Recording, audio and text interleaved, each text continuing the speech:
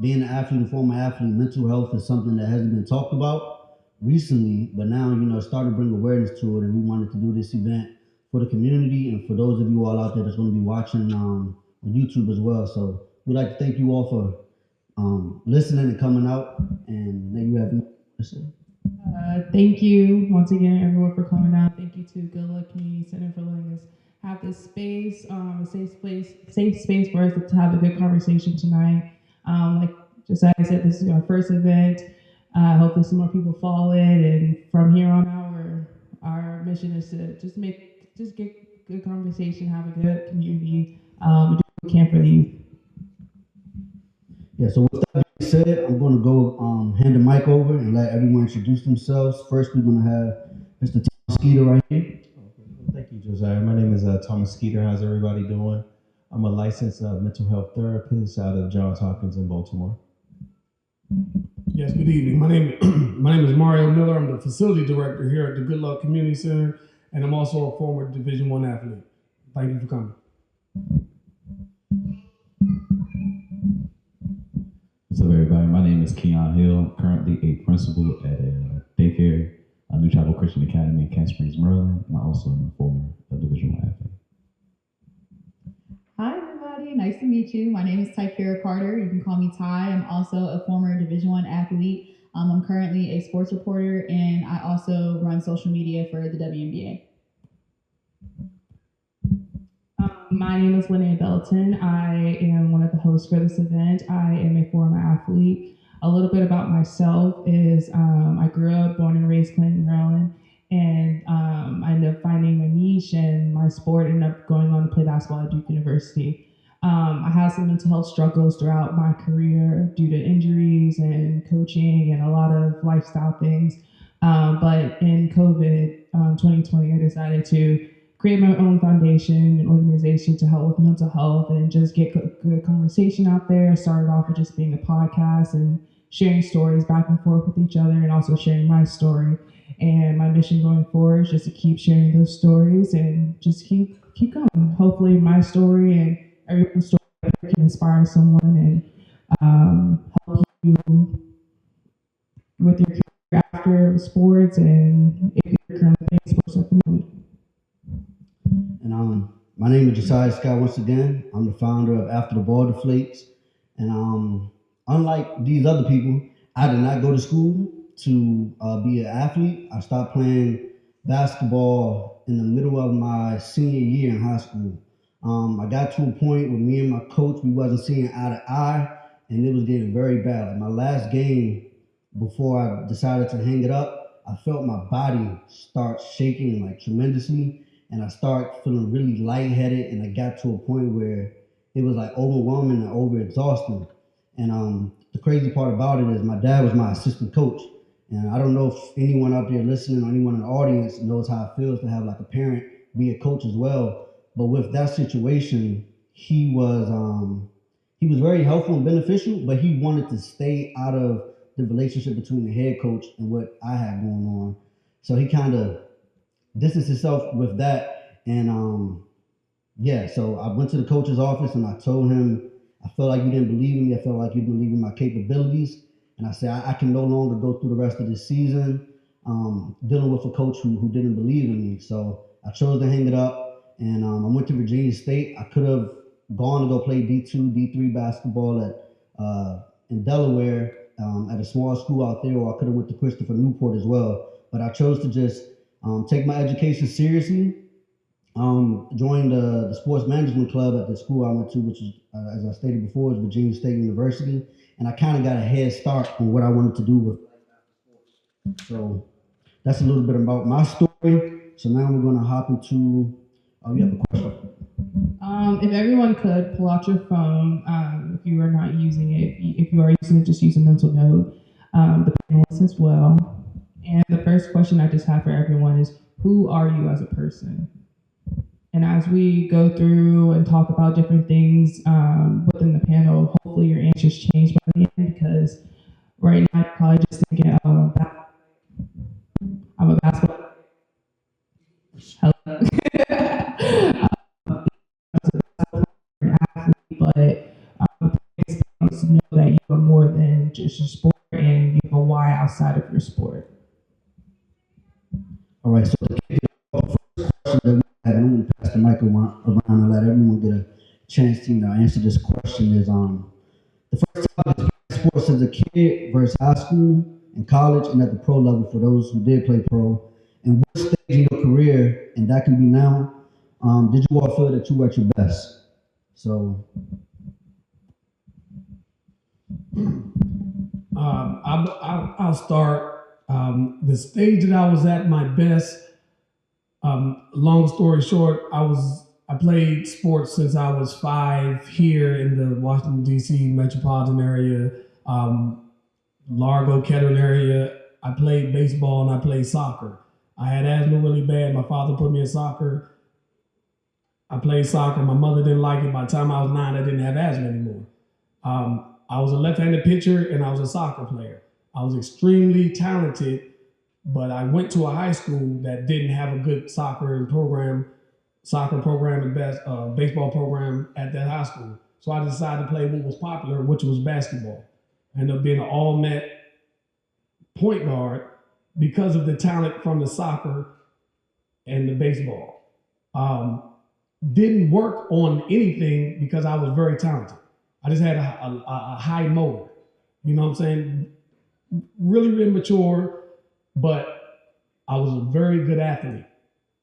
And I was at my best coming out of high school because of all the accomplishments I had in high school. The adjustment was getting into college and understanding that everybody is on the same level you are. And I still refused to work on my game. I just played. It wasn't a weight room. It was me playing at practice and then going into the hood at Bethune-Cookman College in Daytona Beach and playing more. And then it got until I tore my ACL my junior year when I realized I had to actually do some work because you got to go through rehab. But I've been an athlete my whole life, so I based everything off talent. And when you do have immaturities and you do have talents, it's easy to get over off of being, I'm just fast, I know how to take the ball from you, and I didn't have to work on my game, I didn't have to think the game. I was a point guard, but I really didn't have to play a point guard because I had the athleticism. You tear an ACL, now I gotta actually learn how to control the game and control my body because I couldn't depend on my talents. So once I got to college, I realized that the talent I had in high school, if I wanted to work on my game, if I wanted to go further, I had to work on my game. I never worked on my game and I had a chance to go overseas and I decided to get my degree because I didn't want to work on my game. And that's the hardest thing to understand is when you do get opportunity in the 90s, because we don't have internet, do you want to go overseas? Do you want to go to the library and find out what the agriculture is over there? But my father always said, you better get a degree because it's free. And I said, I'm gonna get my degree, then go overseas. Never went overseas, got my degree and came home. And I started deprogramming myself out of being an athlete because I didn't put the work in because I didn't have to. But very, very good in college. But in high school, I got away with just being a great athlete, and that led to me being an all-net basketball player. Because I didn't have, the talent on the high school level, you could just get away with being talented. In college, you had to put the work in, but it took an injury for me to realize, look, I'm average in college, but with the ACL, I'm really average. So I always told my father, said, get a degree. And I got a degree, and then I started deprogramming myself out of being that basketball player. And then, like I said, what do you do when you get home? Where do you start your second life at? Where do you start trying to build yourself up to be a leader, motivator, or to tell your story? Then you realize everything your parents tell you, like, yes, you guys are right at 17. I didn't want to hear it. And then you get to the age now, you start telling your story to kids coming out so they will understand or they won't make that mistake. And I didn't have the resources. We didn't have the internet, so I didn't know what overseas was. I would have bought a Ford Explorer and came home and worked at Giant because I didn't have that degree. And my father said, always get the degree. So that's just my story. But once I got out of high school, I realized everybody is on that same playing field. And I guess every athlete gets to that point.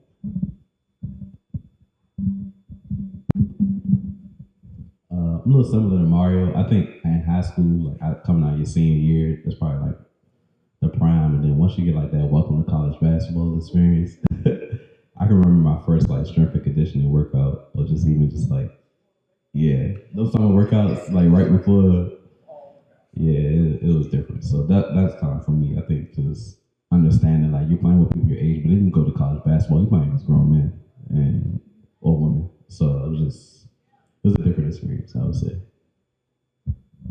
I think I would have to agree with everybody else. I was at my best when I was in high school, more so because you kind of think you're the stuff. Like you are. Like if you go on to play Division I basketball, D2, whatever, you are more than likely the top person on that team that you're playing on. And then you go into another environment where everybody was the top person on their team that they were playing on, and now you have to come together and figure out, okay, who's really meshing and who's not. And I think another thing that I learned in college, and I'm glad my parents kind of instilled in me early, was going into my visits. Like I already established like what I wanted to study in school, and I think that's an important thing as well, is just having an understanding of what it is that you want to do and what is your sole purpose in going to school for. I understood that let's be real, I played mid-major division basketball. I wasn't going to the WNBA, and that's fine. But I was going to get my education by all means possible. And so with that, just asking them, what can I do to assure that I'm on track when I am taking these courses? I knew that there was also a possibility of being able to graduate early at the school that I was at. So I graduated in 3 years and I got my master's degree that 4th year. And so playing the game as well, they're bringing you to school and they're paying you to do a job. And so essentially going about it as a worker and putting myself to the test of how much school and academics can I actually get done in these 4 years and make them pay for it even more. And so I think having the wittiness and having the being smart going into your recruiting process and thinking further than this basketball thing, because you have to graduate one day and figure it out. And I think with the mindset that I had going into it, with if I get to play after, that's great. If not, I'm going to set the foundation for myself while I have this opportunity to represent my family and represent myself. That's what it was all about for me. And of course, winning games, being a competitor, that all comes with it when you're an athlete to begin with. But you always have to think one step ahead as far as when this thing is over, when it's all said and done, what did I really accomplish? And that is getting a degree, making sure you're debt free, and you went to school with the right intentions of getting the job done. The next question I'm gonna ask. Okay. Yeah, so I'm sorry about that. Matter of fact, my niece just walked in. Hey, Alan. So she's the starting point guard for Georgetown University right now. Matter of fact, they got one of the best records that they've had in the girls program. Alan, like the last, I don't know. You're responsible for that, so I'm giving you your props. Y'all buy her stuff from her NIL store after this. Okay, shameless plug. But I've had the opportunity to work with athletes from conferences as high as the Big Ten, all the way, and I don't want to say down to the MEAC, but like at the lower levels. So one of the things that I found that has been a consistent thing, and you said it's a job. I find that the players, when they go to school, they want to have a personal relationship with coaches that want to have a professional relationship with them. And so what happens is when you go from high school to college, high school is the last year that sports is not a job. And when you are a scholarship athlete, not only is your tuition and books and all the other things covered, but the school has made an investment with you, and their whole motive is to get a return on that investment. And what I found is that when you treat young people like investments, it has a negative impact on their mental health. And so like the athletes that I'm dealing with today, like you talked about the lack of internet, actually having social media is another deterrent that this group of athletes has to deal with. I mean, I had a young man that I was working with out of the University of Marquette. he missed 2 free throws and got hate mail for weeks on his Twitter account. That was terrible for a 19-year-old to deal with while he was going through, what he was going through. So the thing that I see is, number one, the schools, they are not prepared to deal with your mental health. A lot of times, the clinicians that the schools have assigned to the athletic department, they do not relate to Black kids. Okay, if they have the people. And that's no knock on our community, but the schools have not taken the additional steps to invest in people that you guys can relate to. And so what ends up happening is there's a lot of isolation, and that isolation tends to lead to depression, anxiety, and increased levels of stress, which impacts y'all's performance. And so you talked about the output that you guys have when y'all come on campus. This is the first time that you have to work basically from really sun up to sundown. Now, I'm wearing my University of Maryland stuff. People don't know my nephew is Anthony Cowan, who played at the University of Maryland. And my sister, that's his mom back there. Tracy, if you could wave to the people. We remember them having workouts, like you say, 6 o'clock in the morning. Then you got to go to class, you got to go to tutoring, you got to watch film with the assistant coach. And then his mom would go back into the Comcast Center with him at 12 o'clock at night so he can get shots at. So that's not a normal day or a normal workload for an 18-year-old. And so what will happen is you have to really make sure that you are able to assess what's going on with your wellness. And that conversation is not had enough for these kids, because at the end of the day, these coaches are making millions of dollars. So their thing is, we just want to get somebody in here that can perpetuate me getting my next contract.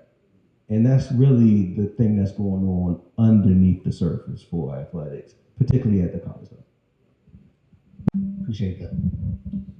I related to everyone that spoke today. A little bit about my obstacles in college. It was a lot of the isolation that led to depression, and because of everything that I was going through, I really hated the game for a long time. And I coach now, but if you would have asked me sophomore year, like, would I be here talking about mental health or coaching 18-year-olds?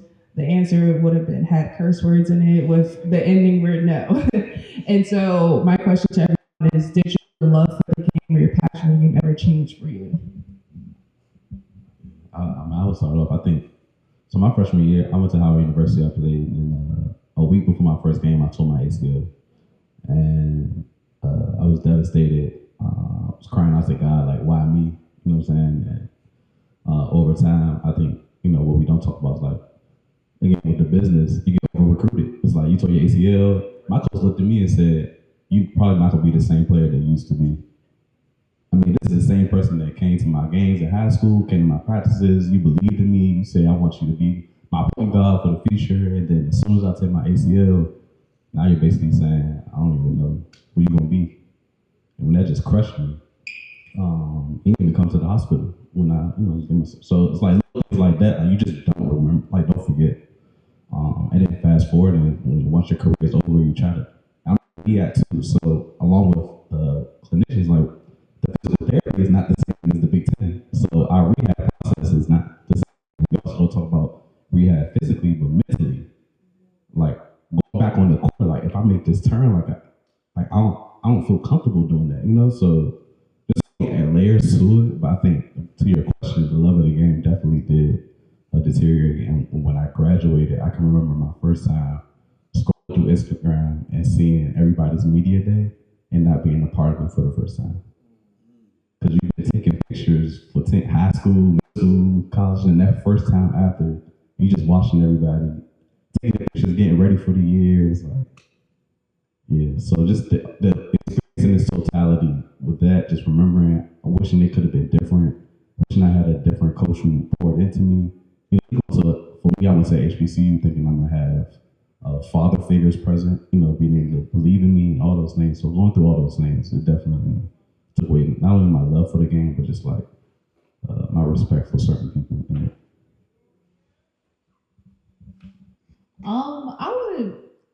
I would say wholeheartedly, I never really fell out of love with the game of basketball. I still work in it today. But I did have obstacles where you go to school again, and we speak about, like, not playing a lot. And I went through being someone who played, like, nearly 40 minutes a game to having to really fight my way into the lineup, and that's an obstacle in itself. And staying poised, knowing that you can't cry to mom and dad about it, like you just got to work.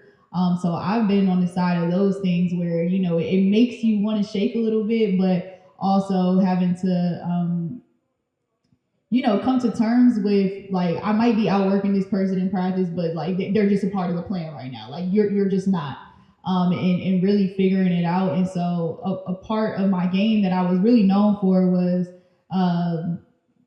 being a hustler, diving on the floor, like doing all the scrappy work. And I was like, this is gonna have to be my end. Like this is how I'm gonna have to get on the floor. Like I can score the basketball, whatever. We have 5 people who can score. Like it's not about me being able to put the ball in the basket, but the intangibles.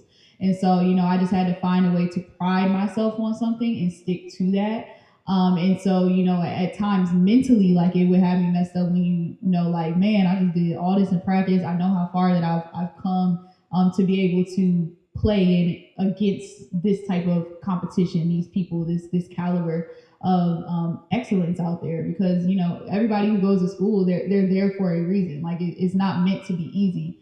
And so those were the times mentally where I wanted to break, but just sticking with it and honestly finding what my niche was, and not allowing for myself to give up. So there was times where I didn't like my coach. I did not like her rules.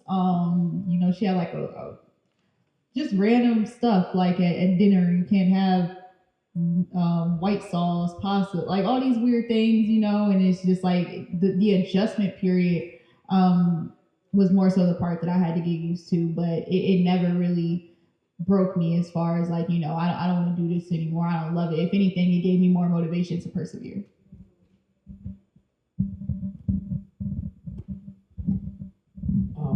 This is perfect, and I want to piggyback off of what he said, because we both were in the MEAC, and I tore my ACL, but I tore my ACL my junior year.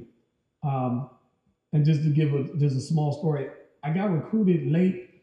I wasn't highly touted as a senior high school basketball player, but you know how the second half from January to March, you just get hot. And I was a shooting guard. I shot everything. I didn't play, but we had a small forward that was great, but they doubled him and they moved me to a point guard position, and I averaged 29 the second half of my year, and it rolled into a state championship, which rolled into the Capital Classic, which where I got recruited. And I got recruited to Bethune-Cookman and every black college up here, but I'm immature. And I had a hate for my mother and father because I wanted to do what I wanted to do, but they saw the vision. So hate is a strong word, because the immaturity, I went to Daytona Beach, which is 12 hours away, because that's away from who? Them. And I can be grown, so I thought. In my first 3 years, being a Washington, D.C., Maryland point guard, it was well. And like I said, I was off of talent. And I tore my ACL, and like he said, the resources, the rehab, I rehabbed myself, because first of all, they didn't have the resources to say, hey, your father paid the insurance, we'll give it back to you, and then getting the physical therapy. We only had one trainer, and we got some other 10 odd sports. So you got to get yourself to physical therapy. So I'm a junior. I tore my ACL, and it was too late to redshirt. I'm about 15 games in. So, junior year is done. And I'm rehabbing myself. I'm playing, but I'm not really rehabbing. That's probably why I can feel the rain and everything in the knee now. And what he said just resonated with me, because I didn't have the resources in Daytona Beach. So my senior year, I had a choice. And that's where everything changed, because I could have redshirted my senior year, but it was 7 of us seniors that came in with me, and I could have played the 5th year. I would have came back, probably averaged 30, but we'd have been 1-29. But I was so tired of playing the sport, because it was a job. I wanted to graduate. I wanted to get off the court, and that was the first time I thought about getting education. First time I thought about studying, because I'm a senior now, and they gave me a 5-year scholarship, which I didn't know was a blessing, because after the 4 years eligibility, they paid for a 5th year coming back. And I started going to summer school, Ended up with a very high GPA, but it was not about basketball my senior year. And I was very good with that big old medical brace. This is 1996. And that big old medical brace, I was a very elite point guard, but didn't care for the game because I wanted to be open. If I really cared, I would have redshirted and waited until all the freshmen came in and I'm the only senior, and then I could just dominate the NBA. So I thought. I didn't want to do that.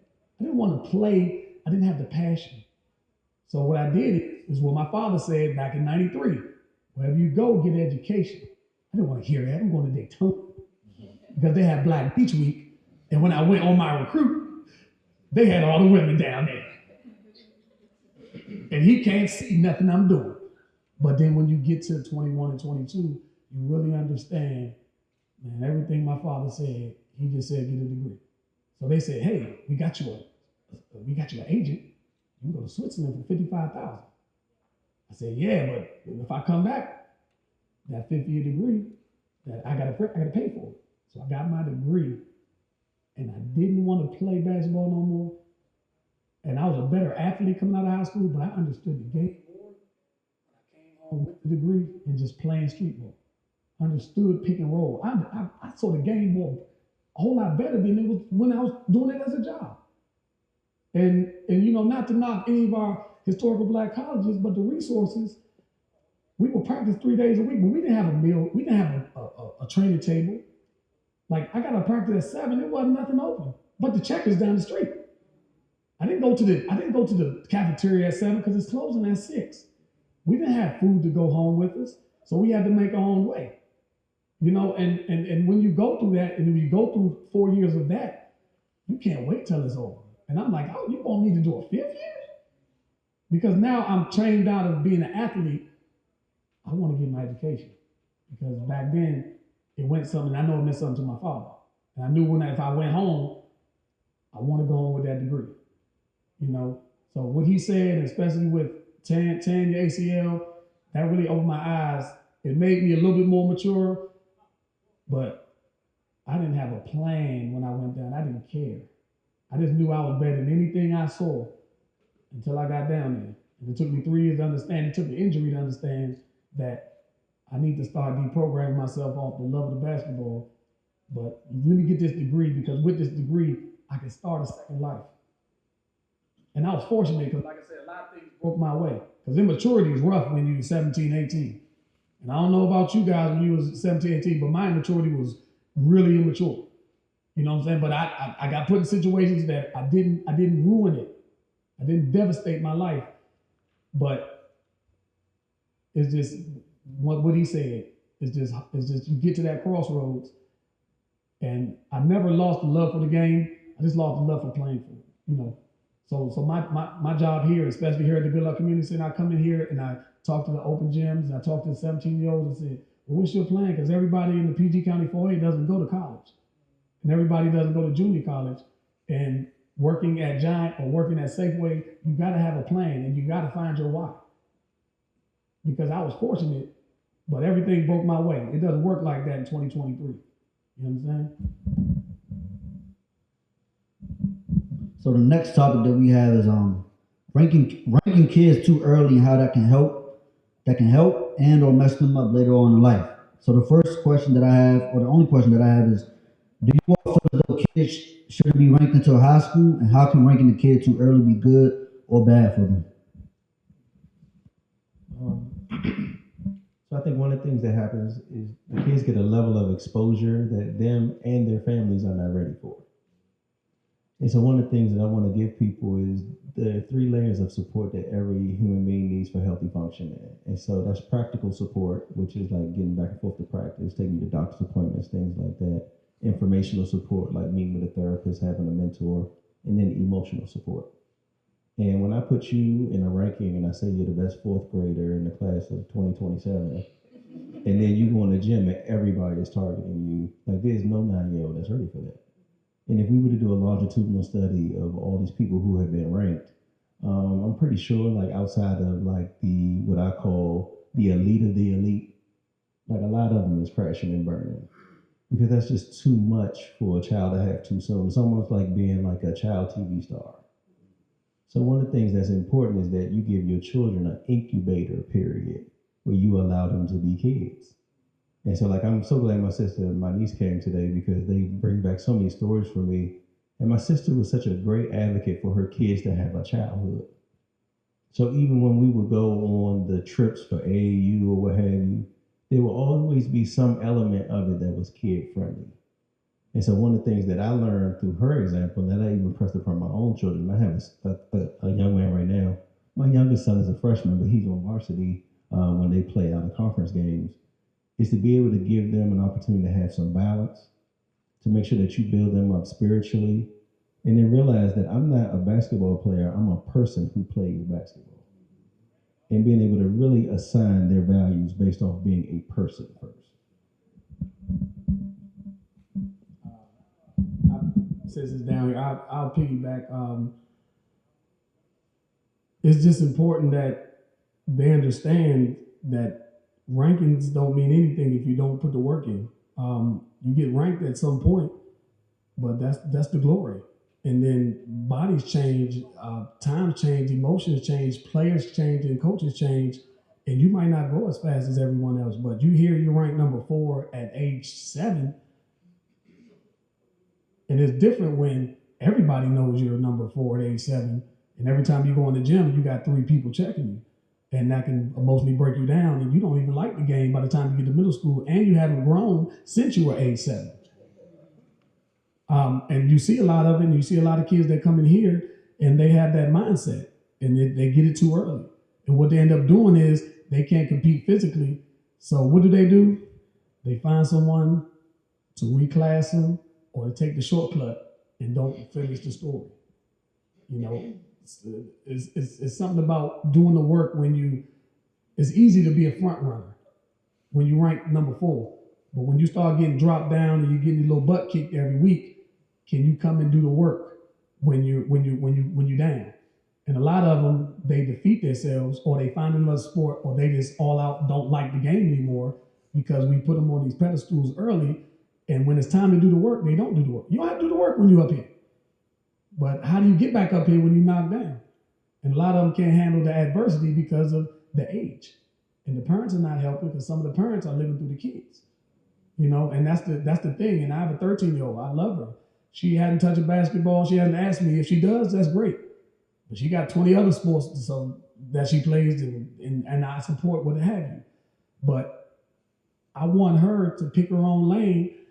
And I'm afraid that it'll get to a point where somebody puts her there and then she can't handle it. And can you come up out that rut? And everybody goes through it. It could be me, it could be Lynee, it can be anybody that experiences that, because success is great. And everybody can front run up 15. But when you're down 12, can you put the work in at that age? And do you have the support system, coaches, mentors, AAU coaches, parents, to help you do that? Because you always surrounded with somebody that's going to show you a shortcut. Hey man, reclass, man. Just look, fail these next two years. So now you 18 playing 9th grade varsity. But you driving to school though. You know what I'm saying? But the way the rules are, now you're at 4 different high schools because you're not trying to put the work in. I'm just thinking back to the presidency of social media when Mr. Thomas spoke to. I was scrolling the other day. I saw the top 5 kindergartners in the country. And I was like, yo, they're 5. But what sparked my concern was not even just the impact on the children, but we was talking about it earlier, the parents. I work with children, and I can remember I had a parent-teacher conference, and I was telling the parent, I said, yo, Dad, your son hasn't done homework in the past week. He said, I know we got football practice. I'm like, football practice does not supersede your academics. And I'm so grateful for representation like the Cowan family, like Ty, me growing up with my parents, like education always came first. And I think that's something that should be heightened and should also be encouraged to parents. I can remember a time, it was a very popular tournament called the Fab 48 tournament in Las Vegas. And I was begging my dad. He was like, nah, you're going to this leadership conference. And I was so angry, but now fast forwarded to the time when I told my ACL, I was able to bounce back a lot quicker because my identity wasn't in just sports. So that's just a nugget for any parent who's growing up. I just want to encourage you because after the ball deflates, then what? And what I'm seeing with a lot of my friends is like the identity piece. Once basketball is over, or sports, football, anything, it's like, what am I doing? Who am I? And I love the question that she started off with. I remember my therapist first asked me that when we first started our sessions. She wanted me to write a question like, who am I? And for so long, I correlated with like my degree, my titles, what I've done, and not like who I am, my core values and all those things. So I had to do a lot of unlearning. But I think it was easier because I did so much work outside of just basketball growing up, and I thank my parents for it. I think everyone pretty much said it. I think I can just go back to like, again, playing AAU basketball and stuff like that, and you have people who are supposed to, be better than you and stuff like that. And I believe some of the people I played with, maybe 3 of us went to school, out of 12-person team or whatever, as a whole. And out of those people, maybe 2 graduated. So, it's a long haul, and, being ranked too early, it can definitely hurt you or whatever. So having the proper foundation and support system around you is super important.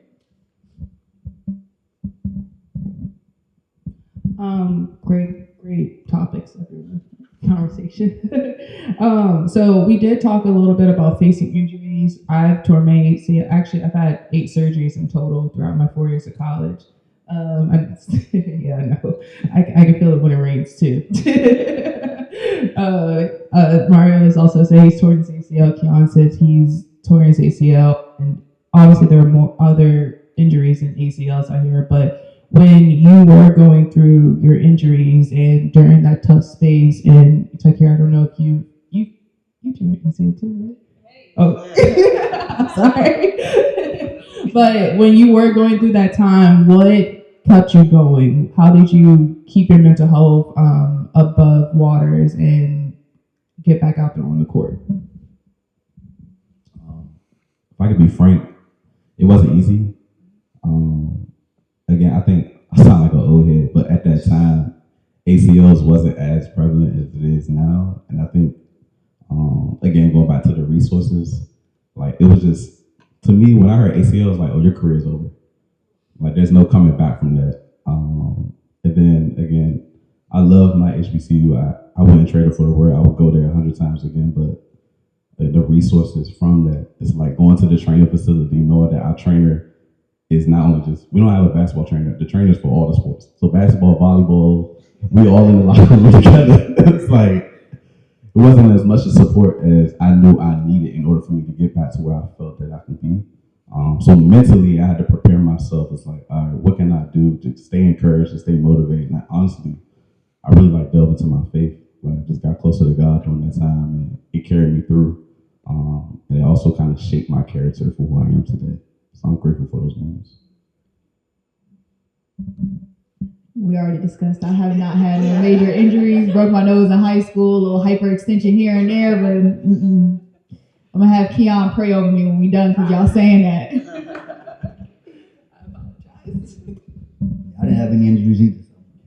Well, for me, a bulk of the athletes that I come to normally are coming after an injury.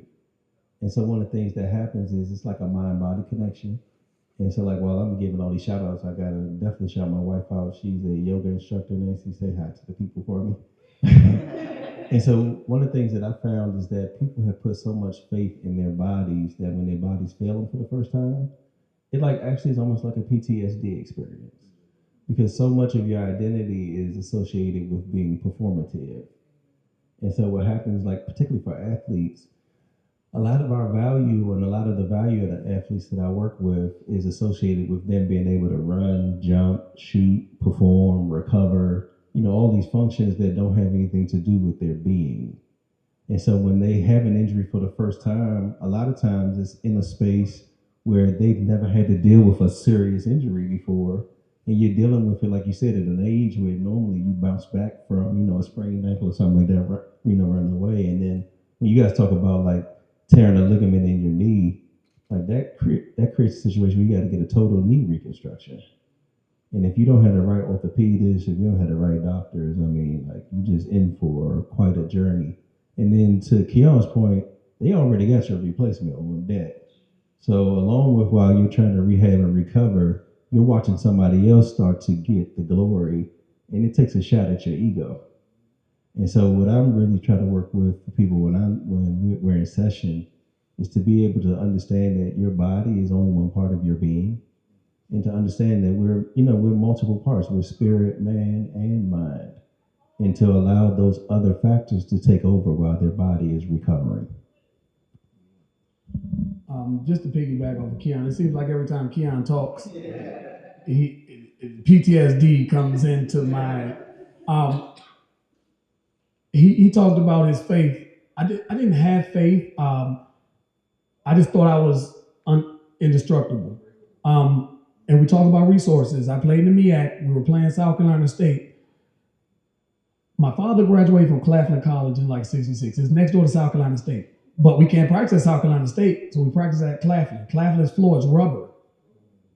I'm running 100 miles an hour because I think I'm the fastest man in the world. I jump stop. And I tell myself, but I didn't know. So they set me out. We got blown out by South Carolina State. I wasn't playing the next game against A&T because, in the MEAC, you play them South Carolina State A&T. And I went to playing at practice the next day, and it gave out. And that's when they really knew. And it was halfway through the season. I couldn't redshirt. It wasn't about the faith. I seen, because I was a junior, not you as a freshman, I seen 3 other people tear ACLs. So I knew the process, and I knew they could come back. But I knew we had a trainer, the only white staff member in the physical education coaching department was our trainer. But remember, he's everybody to everything. So I didn't get the proper rehab. I didn't get anything, but I did it on my own. And I knew I could come back. And I was in Daytona Beach, but I was from the metropolitan area, and a lot of people really looked forward to me to come back. And I said I was going to come back because I didn't want a red shirt and had to play that 5th year. That means I'll be down there longer. And I ended up taking my 5th year and getting my degree, but I didn't play. I was so ready to get my 4 years. When I told my ACL, let me get these 4 years over with. But I wanted to graduate with my senior class because I thought we had a chance to win the MEAC. And I wanted to be with the seniors, and I wanted to be the brothers that came in with that recruiting class. So that was my faith. I wanted to be with them. So I really wasn't healthy my senior year, but it was probably my best year. That big old brace with the duct tape, it helped.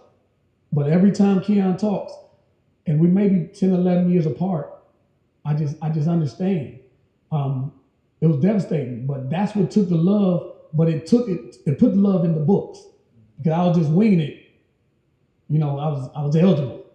As long as I'm eligible. Back then, the 2.0, I got a 2.1 because I went to Freak League every year. Once I told my ACL, I'm getting this degree because my father always said, get the degree. You said something that was funny. I'm coming out of high school. You get chosen for the Capitol Classic. But at the high school I went to, Largo, they had a senior trip. I developed a hate for my father. He made me play in the Capitol Classic, and I wanted to go on the senior trip because the immaturity in me wanted me to be with the senior class. And he made me go to Capitol Classic practice. But that's how I got recruited. But because he did that, and I still was mad at him because they had fun, I chose a school 12 hours away so I can do my own thing. But it's amazing that you said that because the immaturity in me didn't care about basketball at the time because I wanted to do what I wanted to do. But he put the platform there for me to get recruited, for me to play the Capitol Classic, to me to go to college. So when I did lose the love and tear my ACL, I said, my father said, get a degree. And I said, let me get this degree because basketball is not loving me right now. And I don't have the heart, I don't have the drive to empower myself like I do at 48 right now. You know what I'm saying? Because I don't know. I don't know how to invest in myself. As an overseas person, you're independent contractor. You work out on your own. Basketball practice, everybody gets good together. You make your coins on your own. I didn't have that. You know, so when I tore my ACL, I was like, let me get the thing that my father told me to get. And so I was still good. I was better in this classroom because I need to get this degree. Because without this leg, I ain't going too far. All right, and that brings us to our next topic. You talked about you developed like a hate for your father. So I'm going to talk about the pressure of parents on their kids. So I don't know if you all have seen, you probably have seen like throughout your lifetime, there's a lot of parents that kind of live through their kids, and whether their parents are like a former, if their parents were former athletes or not former athletes, a lot of times parents are like, hey, because I wasn't good in this sport, I'm going to push you to be good in this sport, and that can lead to a lot of difficult conversations. And I know I'm not gonna put anybody on blast, but I know a lot of people that I was teammates with, and their dads and the parents, they were getting in like legit fights and big arguments with them in the gym because of that pressure. So my question to you all is, how can parents affect their kids in sports positively and negatively? So, one of the first things parents have to do is understand that each one of their children are different. And you have to know the personality of your child. And so once you're able to understand the personality of your child, if they're going to be great in anything, they got to be internally motivated. And so when I'm looking at whether or not a child wants to play a sport, like I'll tell you a funny story. Allie, can I tell the story? I'll never forget, I was coaching and we were playing in Montgomery County in this all-girls basketball league. Allie was my star point guard. She was coaching us basically. So we had 6 girls on the team. 2 girls had fouled out, so they let us play with 4 players. The 4th girl fouled out. Allie still wanted to play. Like, we could beat them 3-on-5. I had to tell her, Allie, we done. We only got 3 people. We can't play no more. But it was at that moment when she was 11 years old, I was like, no, she's serious. Like, this girl about it. And you should be able to see as a parent, like, how your children are internally motivated about this sport.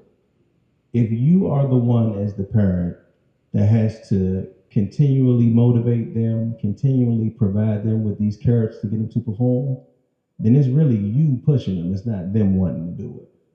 And somebody who is internally motivated will always succeed beyond somebody who has to be externally motivated. But what happens with parents, they get their identity sometimes tied into their kids, and they want to have these trophy children. And what happens is the children become a trophy and they depersonalize who they are as people. So then it gets back to performative. How are you performing? And based on how you perform is going to direct how I treat you, which is emotional abuse. Okay? So what we have to do with the sport is take it off of a pedestal and use it for what it is. I never forget, one of the wisest men I met, he said, what is meant to be a supplement should never be used as a substitute. And so sports are meant to supplement us and be a supplement for our education, but it's not a substitute for our identity. And so what I would say to any parents of a young athlete or an existing athlete is to always make sure that y'all's relationship is one that's parent to child first, and that we create a safe space for our children to feel comfortable to come to us without judgment, where we can have a transparent relationship. Because most of the people that come and sit in my office, they've had a failed parent relationship where they felt judged. And what happened is they internalized the judgment. And by them can y'all hear me in the back? By them internalizing the judgment, what happened is they then had a negative impact on their self-esteem, which a lot of times leads to thoughts of suicide.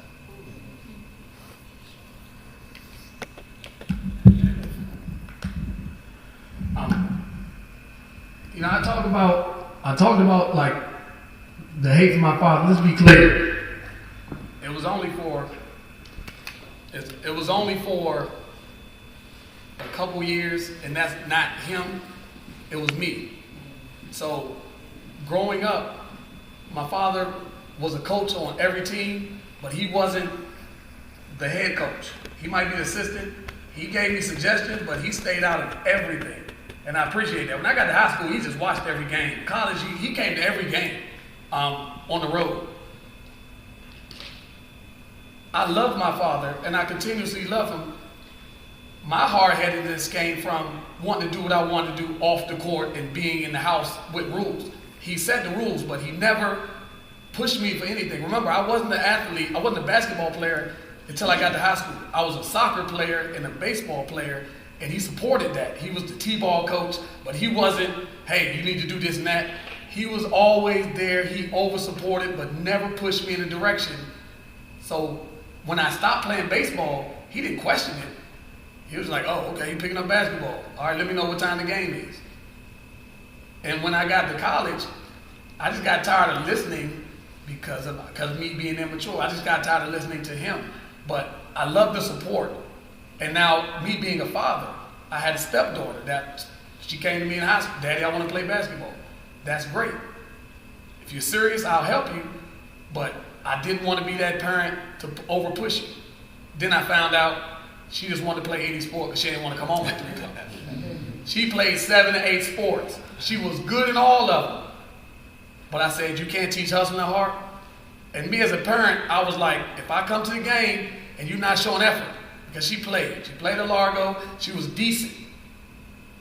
But if I don't see you show effort, I'm going to wait until the end of the third quarter and they take that little $5 table away, I'll come in and watch the game free. She used to get upset. Seriously, y'all know that $5 table. What she did is, she played power forward. She could dribble a little bit, she could shoot. I was like, look, you're playing girls basketball, somebody's going to miss. She would average 3-4 points, but average 20 rebounds because you can't teach hustle and heart. But she wanted me to come to the game so bad that she was just a live watch. She was Dennis Rodman all day and all night. And I appreciated that. But my effect on her made her want to work harder. And I just told her, I said, look, I don't care, just show effort. You know, but I don't want to push you. I'll help you when I want to. I just didn't want to overstep my boundaries. This is my stepdaughter. And I loved her dearly, but she came to me and said she wanted to play basketball. I said, I just want effort. You know, that's all I cared about. And my father just like the same way. And as you get older, like I said, between 13 and 17, you know everything. When you get to 20 to 25, you know you don't know everything, but it's hard to come back and tell your parents. So I was humble. You know that 25 when you come off your mother's insurance? That's the humble. And then when you get in your 30s, you start to appreciate and you say, Dad, thank you. Because he was a college athlete, a superstar. But he didn't push that on me. He just put me in stuff. You know what I'm saying? And then when you get to 48, you get to platforms like this and can tell that story. And I always tell people, you got the learning, you got the humbleness, then you got the understanding, then you got the teaching. Because that humbleness, when I told my ACL, I was like, Dad, you was right. You know what I'm saying? And I use the word hate because I didn't understand how bad that word was, but that's how I felt. Because I wanted to go to the Bahamas. I'm still mad about that. You see what I'm saying? But I use hate because of the immaturity of a 17-year-old. But when you get to 21, you come home on one of them trips because it's Bethune-Cookman. I'm only coming home for Christmas for a day. And Howard Morgan and Copley. And the Daddy, I appreciate you. And I continue to say, he's 80 now. I continue to say that. But I didn't know that in 17. Let me loose. If I go to a game and score 40, I want to go to the go-go, not Bob's Big Boy. That's how it was in 93. Come on. I want to go out with the family. I want to see Northeast Grooves. So when my father said, you need to go play in the Capital Classic, I developed a hate because of the immaturity. But I played in it, and I got recruited. I got recruited by VMI and didn't know it was an army school, a military school. I said, Daddy, I'm going to the military school. He said, you know what military means? I said, I'm not going there, Daddy. I just realized that. And I turned down the scholarship and went to Bethune-Cookman. But that's the immaturity he's dealing with. I don't know how he dealt with me. But he made me go to these practices and put me in place because I didn't have a scholarship. When I about to flunk out at Bethune-Cookman, he said, what you gonna do when you get home? And he might have said a curse word. He said, you gonna work? And I said, I can't work with my daddy in the house. And I went to summer school down there, and I got my grades better, and I got eligible, continued to be eligible, and I graduated. So my father was there when I decided to be an a-hole. And he always said, if you come home, what you gonna do? And that scared me. I said, if I don't come home with this degree, what am I gonna do? You know what I'm saying? But he never was that parent that tried to live through me. And I always want to tell parents, I have a friend of mine, could have went to the University of Maryland, but he went to prison, so he has a son. that goes to an all-boys school and plays basketball. The son is very good, but the son is unhappy because he wants to be around boys and girls and not the private school setting. And it's unfortunate because we do have parents that want to live through their kids consistently and put them in places because they failed at their height of their youth. And I just love the fact that we're all talking about it because it's just similar situations. It's the first time I got to reflect on how I felt about my father, you know, because I love my father. But between 17 and 18, I care about my parents. I want to go do what I want to do. I'm thankful that nothing happened because I was making immature mistakes. I'm thankful, but I got lucky. These kids here in 2023 don't get lucky. These college students don't get lucky. Some of them get unfortunate and they go in a downward spiral, and that's where mental health comes in. You know nothing about mental health until the early 2000s. We didn't have a counselor. We didn't have a mental health advisor in Bethune-Cookman. We had a trainer. If I felt upset, I go to the assistant coach because you know the assistant coach always talk to you like they don't talk to you. You know what I'm saying? Or you call your daddy on one of the little calling cards from the Texas. That's what we had. We didn't have people to talk to. And now we have platforms and these kids can go and talk to their coach and talk to the guidance counselor. We didn't have that in college. I'm like, talk to somebody. What does that mean? Talk to my roommate. He's in the concert chorale. Talk to him. So, you know, I'm just appreciative, you know, just to understand what mistakes I made and knowing that they weren't terminal. Because they could have been, because I didn't care.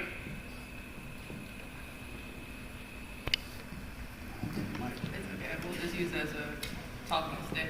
I'm going to jump in on this topic as well. My parents are in the audience, so I'll be mindful what I say about them. But in hindsight, they did support me very positively throughout my career. I will say that being on the outside looking in as a coach now, and I see a lot of parents they have more than one child playing sports, so they kind of have to choose where their time is going to go, and we got to go to the oldest first game rather than the seventh graders last game of the season, etc., just stuff like that. But I resonate with Mario as well because if my parents remember, I've always wanted to go to Duke University since I was younger, and I got an offer to go to Stanford in California. I was going to go there because I wanted to be away from them as far as possible. And God told me that God set it up where Stanford was not the answer for me. I ended up going to Duke. And there was one game in particular throughout college, all the way into this game. I think it was my junior game, first game from being injured twice already. And we were playing at University of Pennsylvania. Starting that game, and I'm warming up, I'm feeling good. And I'm like, my parents are supposed to be here. And for some reason, no matter it's high school, college, whenever my parents entered the gym or was about to come walk down the stadium steps, I always saw them. And so warming up, it's about 1 minute before the game, so I'm like, they're still not here. I was like, I know my mom, she made them late, whatever, it's cool. And 30 seconds before the game started, walking down the stadium steps. So I'm like, all right, cool. Had a great game that game, feeling good, coming back from an injury. And we go into the locker room, I'm getting ready, showering, hurry up. Because I know they're getting back on the road before they're getting on the road after the game. And the men's team were playing after us. So I walk out, saw where they were sitting, so I go to where, and I don't see them. And I'm like, the people that are sitting there, I'm like, did you see two people that look like me? They're really tall, they look like me. And this lady's like, I don't know what you're talking about. So I'm pacing back and forth, and they're like, all right, time to go to the bus. And in my mind, I'm panicking. I don't have my phone because we got our phones taken away before every game. So my hands are in my pocket, head is down, I'm walking to the bus. And my parents are standing right at the door of the bus. My dad looks at me and says, are you about to cry? And at that moment, I realized that I am so glad I did not go 12 hours away from them, and I was only 4 hours a drive away from them. And I realized that the support that they gave me have always meant something to me. That's a beautiful story. And it's so crazy how like we all have stories that like we can relate to, because I can remember too, like growing up, my parents didn't miss a game, and I'm so grateful for that. And I remember we was playing, I think it was playing Central Florida, and it's 10, 15,000 people. I couldn't see, it was dark, but I could feel my parents there. And I think just the presence of knowing that you have that support makes all the difference. So I would just encourage parents like to try to be as present as possible. I know schedules are different for everybody, everybody's situations are different, but the presence means a lot. And even particularly with like Black men and young Black men, how they see like having your father there, it just hits different. My dad represented like the dad for a lot of my friends who didn't have their fathers there. I can remember us taking all of my friends home after practice, and I'll never forget this. It was my senior year of high school. My dad opened up the door for my mom when he was about to take him home. And he said, "That's the first time I've seen a man open up the door for another woman." So just like the representation, and me and my wife, we talk about like when we grow up, how we gonna be parents. I think just modeling that for other children, for people to see, it really makes a huge difference. Yeah, sort of similar. My parents were super supportive. I remember at one point in my life, I was much younger. I had a bad attitude, and my dad basically told me, he took me out of basketball because my attitude was so bad. He was like, he made me like not play for a couple months. And then I don't know, he came to me one day and he was like, "Are you ready to play again?" And I was like, "Yeah." So basically, like that was his way of saying like it can get taken away from you like just that easily, but you have to do right by people. And my dad was the type, everybody knew my dad. He's super friendly, talkative, funny, gonna be there. He was also the parent where he would get to the game and try to sit like in the corner so he's not doing too much or whatever, especially in high school. Like he up in the bleachers somewhere away from, the crowd and stuff like that. And I would say he was definitely hard on my brother and I as far as just instilling like, these are the things that you have to do to be an athlete. We would get up before school and go shoot, just to form shoot at 5 a.m. type stuff. And I would just be like, what are we doing here? But those are the things that build character, I think, and it ultimately helped turn me into the person that I am today. And it's like, you don't understand then, but you soon will understand like why your parents do that. And now that I'm older,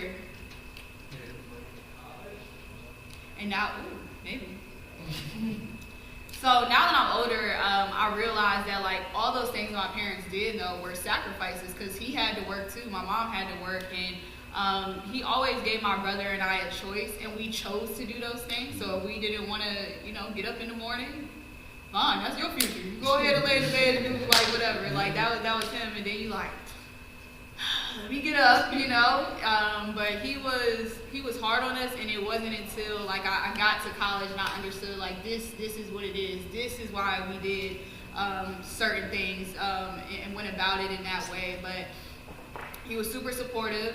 My brother played AAU too. We're a year apart, so my mom would like go with me. My dad would go with him some weekends. Mind you, I had 2 other brothers as well who were at home, and like I didn't really put into perspective like all the things that they were missing out on their own life, their own time, the mileage your parents put on their cars and all that stuff. When you own your own vehicle now, like you get it. And so I'm really thankful and I'm grateful that they put us in a position to choose, but also just put us in a position to learn what like hard work means. And everybody's definition of hard work is going to be different. It's not going to be getting up to do ball handling drills in the garage. Like it was just the littlest things, but he also just taught us how like the workarounds of things, and I think that like helps you with life ultimately. Like you got a basketball, you got a driveway, you can do ball handling drills. It was just as simple as that. And so I think those things have been instilled of like who I've been able to shape myself to become throughout the years or whatever. My parents didn't have those things growing up. Like they didn't have parents who would, as he was saying, my parents would never do this. They would never be able to be at this time in the morning trying to, help better their kids and stuff like that in their situation. So all in all, I'm really just grateful.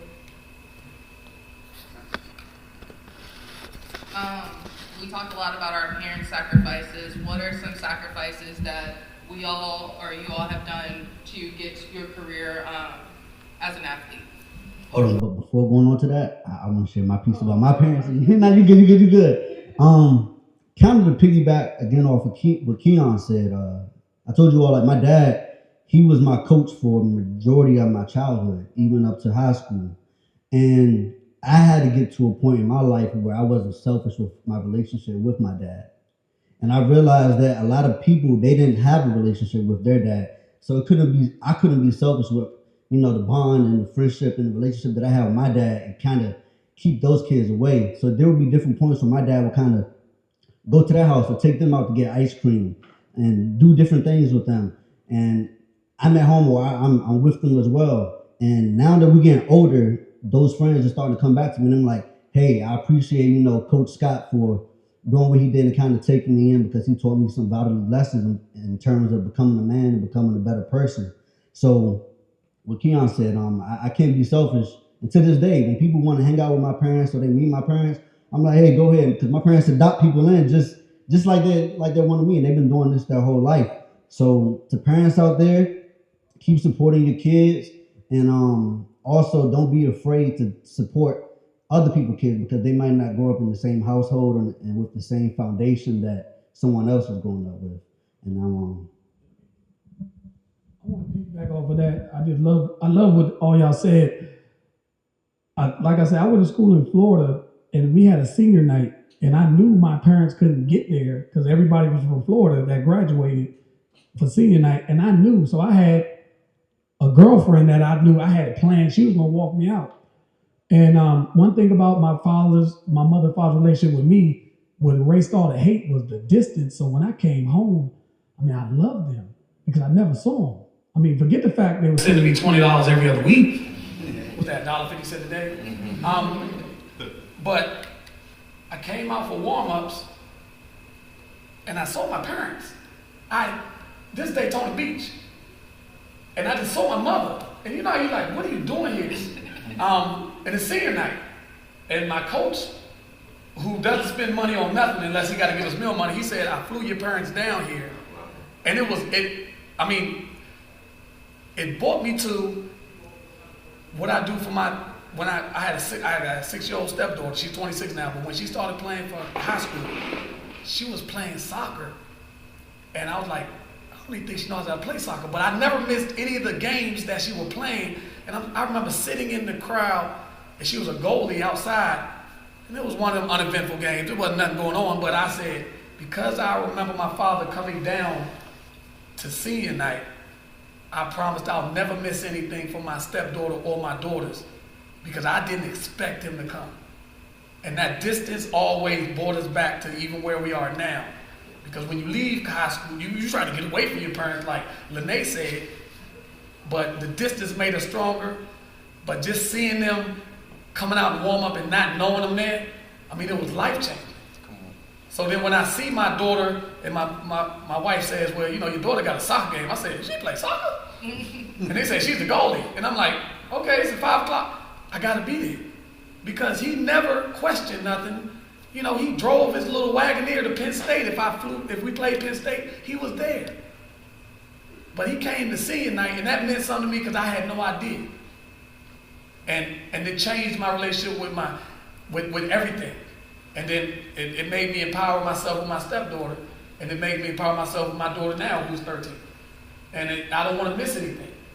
And I don't want to judge what they're doing, but just being there is something that these kids have to embrace, and these parents have to understand. You don't have to be there. Sometimes you take compassion, care, and they mistake it for control. You know what I'm saying? You have to show the care and compassion. You show the seeds, but you don't have to have the control. You don't have to make them do this. You don't have to put them in this school. You don't have to coach them hard. Just be there. And that's the care. But don't mistake it for control. And a lot of these parents don't understand how to do that. I don't need to love my child. I'm here to work. Yes, but they need that. Because it's traumatic. And if it keeps going, they'll go in a spiral that you don't know about, and they refuse to tell you because they don't want to let you down.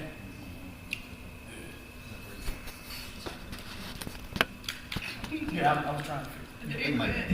No, it's a check. So I'll repeat my question. We talked a lot about the sacrifices our parents have done for us. What are some of the sacrifices you've done for yourself to get to the level that you were as an athlete? I think just off the top rip, just of course, just training. Just like, I was just thinking of statistics. I believe it's 1% play college basketball out of all high school athletes. So just even thinking of that, like, we're in the 1%. And to be in that, there's a certain level of discipline, sacrifices, waking up early, all those things. But I think for me too, my father's a pastor. So there were a lot of emotional and social sacrifices that I had to make. Like I couldn't go out to certain parties that everybody can go to, or I couldn't post certain pictures because, you know, I have an image, not only for my dad as a pastor, but also a basketball. I'm the star player on the team. Like, you can't be out here wilding, you know what I'm saying? So just being cautious of all those things. And yeah, I think those are kind of like just the sacrifices that come to mind. I would say same, but also like my dad didn't play that. Like I wasn't going to certain stuff regardless, so it didn't really matter. If we just keeping it a buck, like, but yeah, you know, waking up early, you're gone on the weekends, so again, you are missing some of the social outings and settings. I think most people should have it anyway at a certain age. Curfew, like, you know, my dad, he wasn't shy to take my phone away. You know, all those little things. To make sure like you're focused and dialed in on those things. But I think even career-wise, you know, now that I'm older, like I made certain sacrifices to get to where I am right now. Like when I first graduated from college, I was doing a lot of paid opportunities that were not paid, but just to get experience or to get something on that resume and on paper. And I think that kind of equates to when we talk about sacrificing when you're younger and still realizing that though you get that degree, you graduate, that's a piece of paper, but there's still work to be done after that. And so that was another learning stanza in my life where I had to. You gotta hold it? Okay. That was another learning stanza in my life where I had to go about it, and you think like when you graduate college, a job is going to be handed to you, and it doesn't work that way. Like you still have to go through certain trials and tribulations as far as figuring it out. So when I first graduated, I got my bachelor's degree in communication study. I got my master's degree in sports communications and broadcasting, and I just knew like I was going to be on TV right away. Like I'm popping. No, I couldn't get a job, so I moved back home. I went to school in Connecticut at Sacred Heart University. I moved back home, and after moving back home, I'm still applying to stuff, getting things on paper. I've gotten more no's than I've ever gotten in my life. So when you're used to being an athlete, I think more times than not, you're used to like hearing the word yes. And you work for things, or they come to you, or because you're an athlete, a lot of things are given to you. You know, you play on a circuit. Here's these free shoes. Here's this jersey, whatever. And that just wasn't happening. So I moved back home. I was working at DSW. So I was selling shoes. And then after DSW, I started working at a car dealership. I was working at the Cadillac car dealership in Chevy. I was switching back and forth as like a receptionist, like answering the phones. And during that time, you know, I'm still like trying to figure out like what am I going to do in sports and like how do I get there? And I think that's a time where a lot of people would have quit because it's just like, it's hard. You graduated from school, you did what you're supposed to do, and the next question mark is how do I use my resources to get a job in what you went to school for?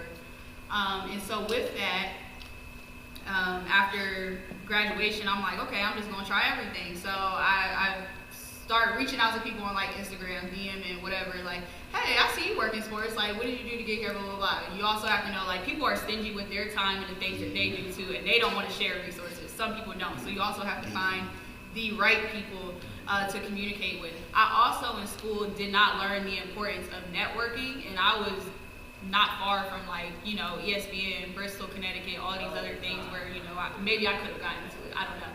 But I was so focused on, you know, academic and sport and trying to win that I wasn't honing in on the relationships that I was making while I was in school, because that didn't matter to me at the time. I was doing what I was supposed to do as far as that goes, but I didn't, I wasn't quite smart enough, mature enough to understand that these relationships were the most important thing outside of just being successful on the court.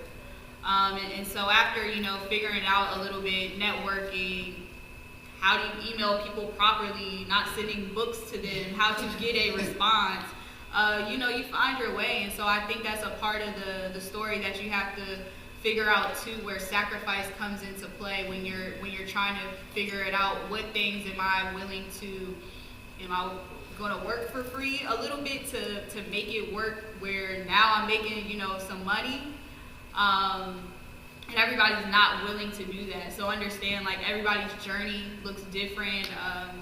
This person might graduate and get the job right away and you don't, and then you have to, you know, come into a mindset in a space where, like, you're going to continue to thrive and figure it out and bust down walls and stuff like that. So I think that's a place where I really had to sacrifice, because I could have settled. I could have been like, well, I'm a receptionist now and I'm cool with it, or I could have been like, selling shoes, I'm making some money, you know what I mean? Like that could have been a point where I was just like, I'm never going to get a job in my field. And I think I did that for like 2 years, but in the midst of doing that, like, I started coaching high school basketball, I started freelancing, I figured out, I was like, okay, I can get credentials to go to Wizards games. Then, like, okay, I wanted to be an on-camera reporter. Let me put a reel together. It was really bad, but, you know, those are the places where you meet the right people and stuff like that. And so I say all that to say, like, when you're in a place and you really want to get somewhere, there's seasons, and you have to figure out at what point are you going to rise to the occasion in your season and actually bloom. But you got to stick through and weather the storm in the midst of that.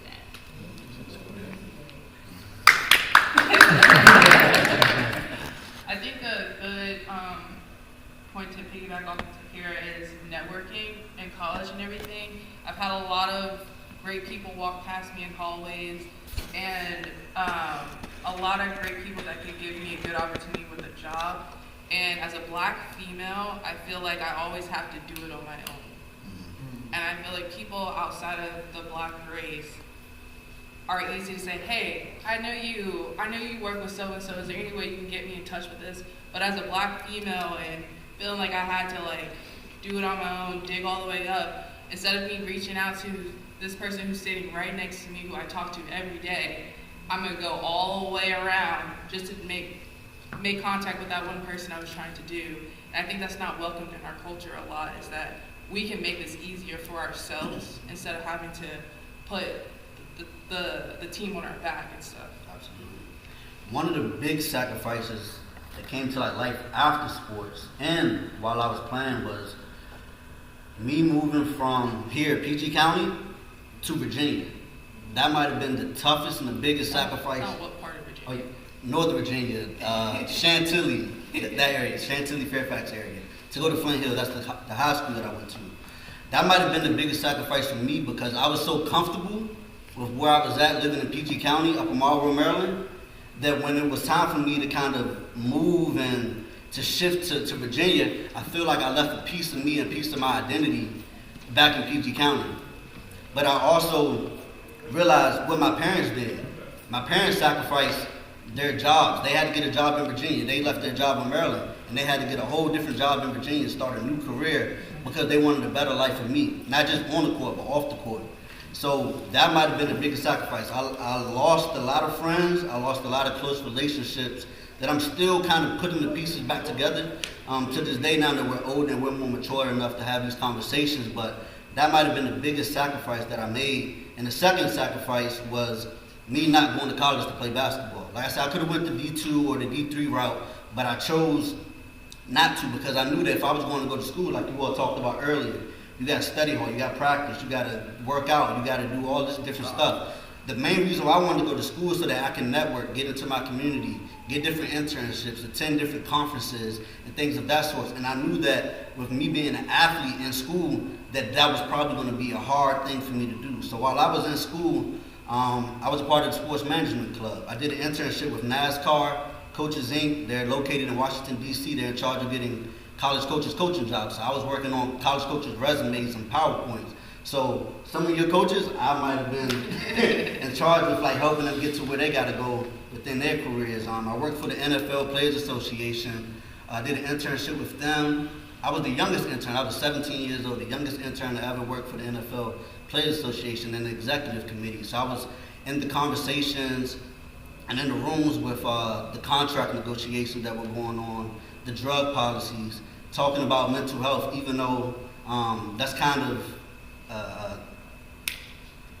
a difficult topic right now with the NFL and sports in general when it comes to mental health, because like we talked about, there are different resources there, but not a lot of players know about it, and the NFL teams, they're not necessarily pushing those out there. So I think those sacrifices that I had to go through right there kind of prepared me for life after sports and figuring out what my purpose is and who I wanted to be after the ball deflates. I just want to say something to the networking piece. I think I was actually doing some reflection recently. I feel like my shame from my injury hindered my networking abilities because I didn't want to be seen on campus because like I didn't play that week, or like I was the guy that had the big brace. So like going up to the guy, I didn't know if they would remember me from the game. So just even reflecting on that, I wish I would have been more confident in myself of not allowing that to be my identity, to be able to connect with so many great people. I still made relationships, but I think I spent a lot of time in my dorm room, like just hiding or just like coping or just trying to figure out what I was processing in that moment. So.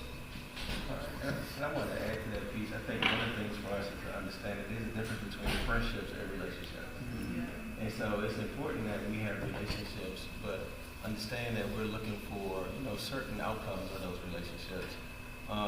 For me, like starting as a mental health therapist, there were no black males in mental health therapy.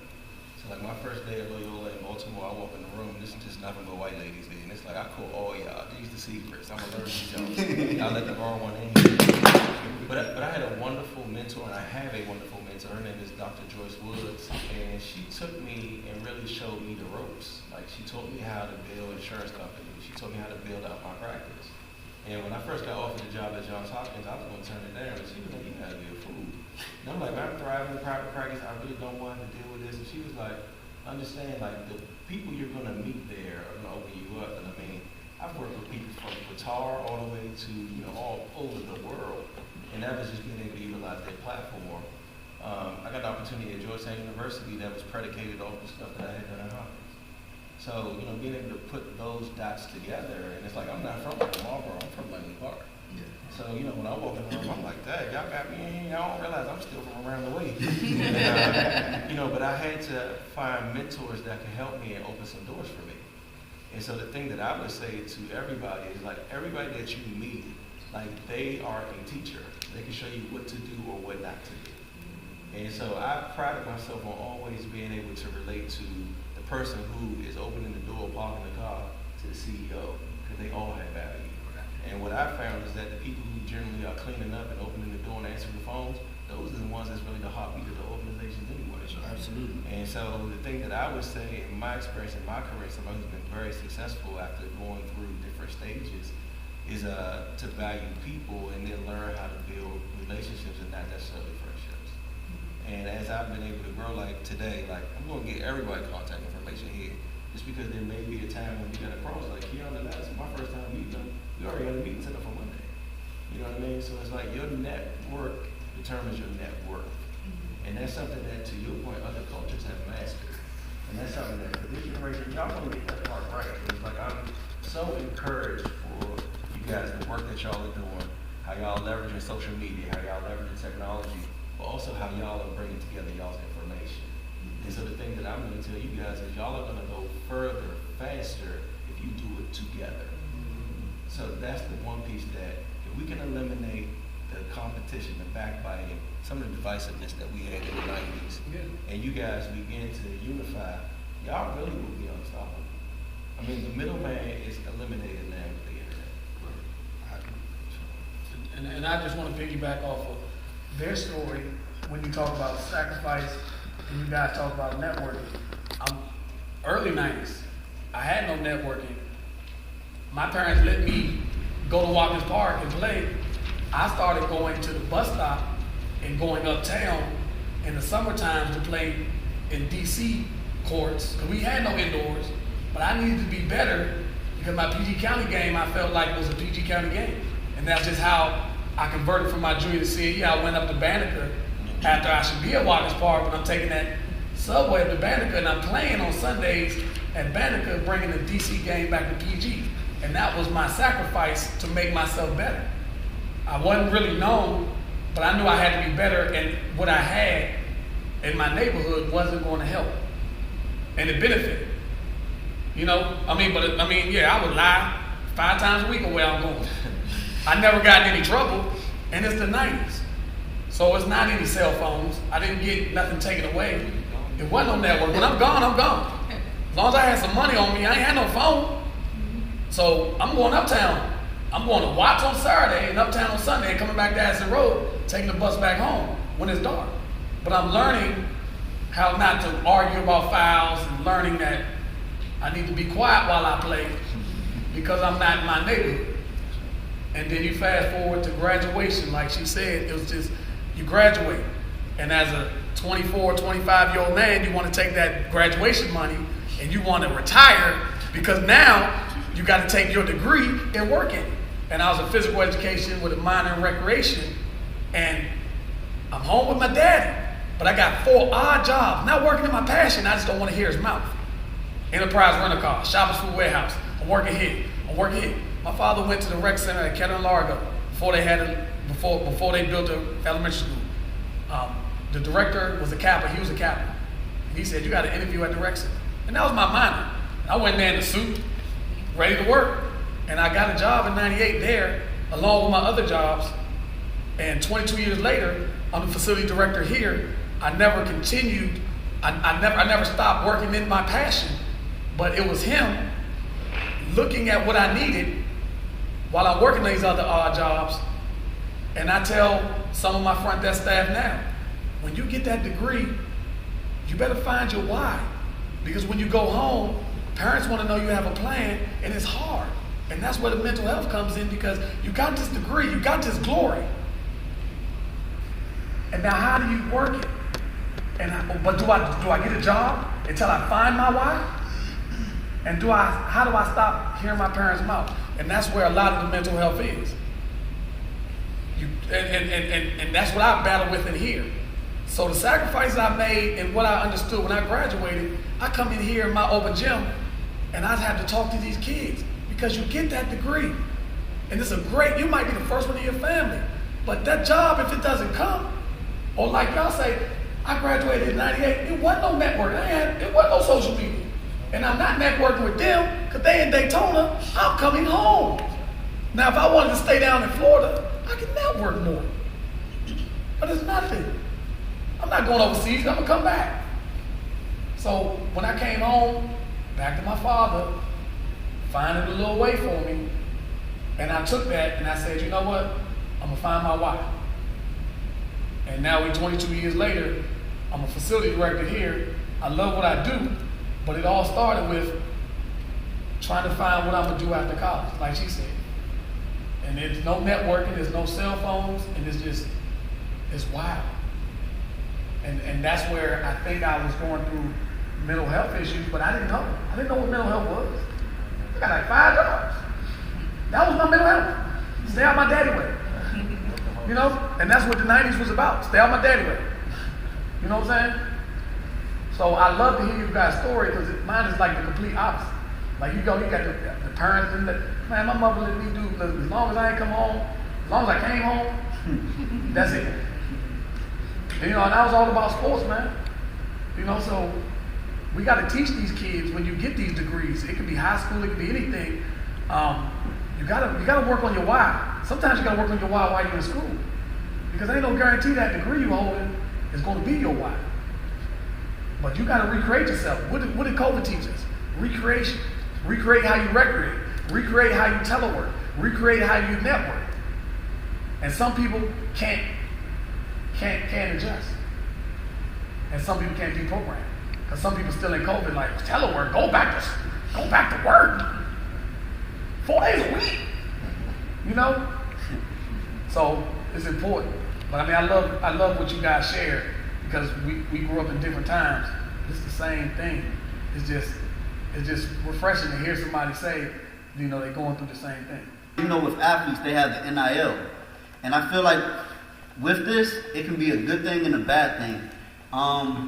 It can be a good thing because, of course, you know, kids are now getting paid, but it can be a bad thing because kids become complacent because they're like, I don't need to work for anything now because they're paying me $60K, $100K, or $1 million to do this one, whatever partnership there is. But with the NIL, I feel as though college athletes should be partnering with these brands and companies in order to pursue life after their college career is over. So if I was in college right now and I had an NIL deal, I would kind of partner with a brand or a company where, yeah, you can pay me to, you know, promote and market your company now, but also once I graduate, if I don't make it pro, I want to be able to come and work for your company. And I think a lot of these kids and a lot of these athletes these days, they might not have that same mindset. So when it comes to NIL and this affecting college and high school athletes, how do you all feel about that? I mean, I'll go. I think personally, like, the idea of getting paid is great. Like, I like the fact that they get NIL, which I had it, but didn't work out that way. Anyway, but more so, I think it's all contingent upon, like, who is your coaching staff and stuff like that, too. And understanding, like, you're in a tax bracket now. When you're in college already, like, you have to pay those things back. Like, you're learning a different way of life, and so that also goes into growing up a little faster than you should. College in itself is already hard as a job, but now you have to focus on a different element of maybe creating social media campaigns and different videos and stuff like that that go into fulfilling these brand agreements. And so with that, I think you have to get a team around you, especially if you're like a big time player, and make sure, okay, so I'm getting a percentage of this much money. Now can I hire potentially a marketing agent or something of that sort, because that is allowed, or a consultant, anything of that stature. So I think that also goes into what type of relationship do you have with your parents, and do they have an understanding of like what your kids are getting into with NIL as well. It's not solely about the money that you're making right now. And you know, I kind of understand your point here, Josiah, but like at the same time, nothing is guaranteed either. So you have to get things in writing and in paper and on paper. And so it's also about being smart. So I think a part that people are missing too, or don't understand about NIL, is like some kids are signing multi-year deals. So it's not like it's a one and done thing, or I did this little social media campaign. It's all by an on basis situation based off of the deal that you agreed to. So I think if you are a good representative of that brand, like there is more to be made of it, because everybody wants more money when it's said and done. So I think NIL is a great thing, and I think it could be one of those, if it goes well for you and you represent yourself right, you represent your family, your school, like there will be things to build upon there. But I think there's so many layers and elements that still have to be unraveled because it is still so new and so fresh. But I don't think we've seen, or I haven't heard about any cases where it hasn't gone good. If anything, I've heard of things where it went well, and I forget the twins' name, but it's these two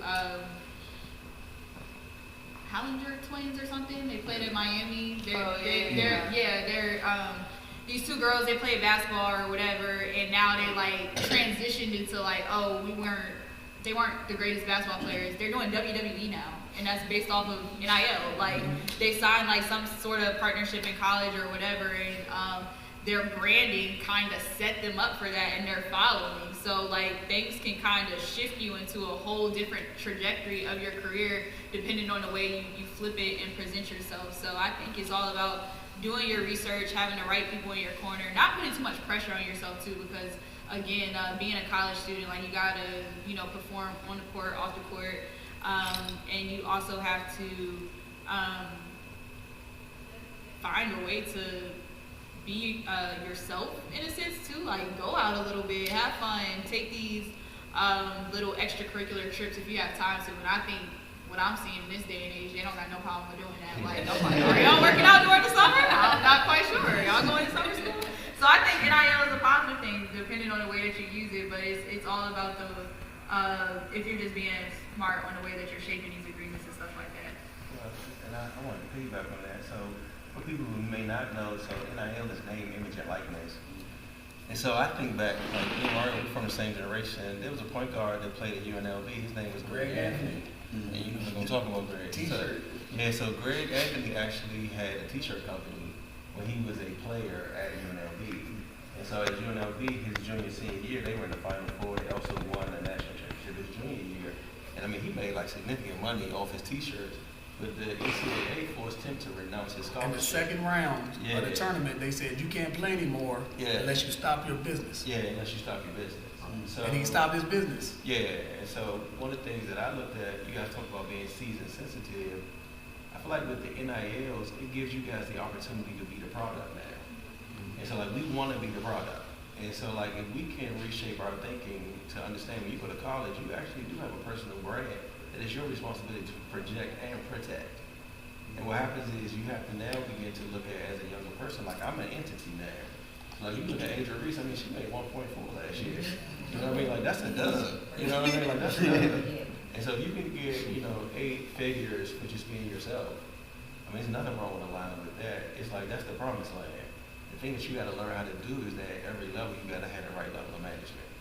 And so if you don't have the right associations, if you don't feel comfortable with the staff that they have at the colleges, man, go to the business school, talk to some people.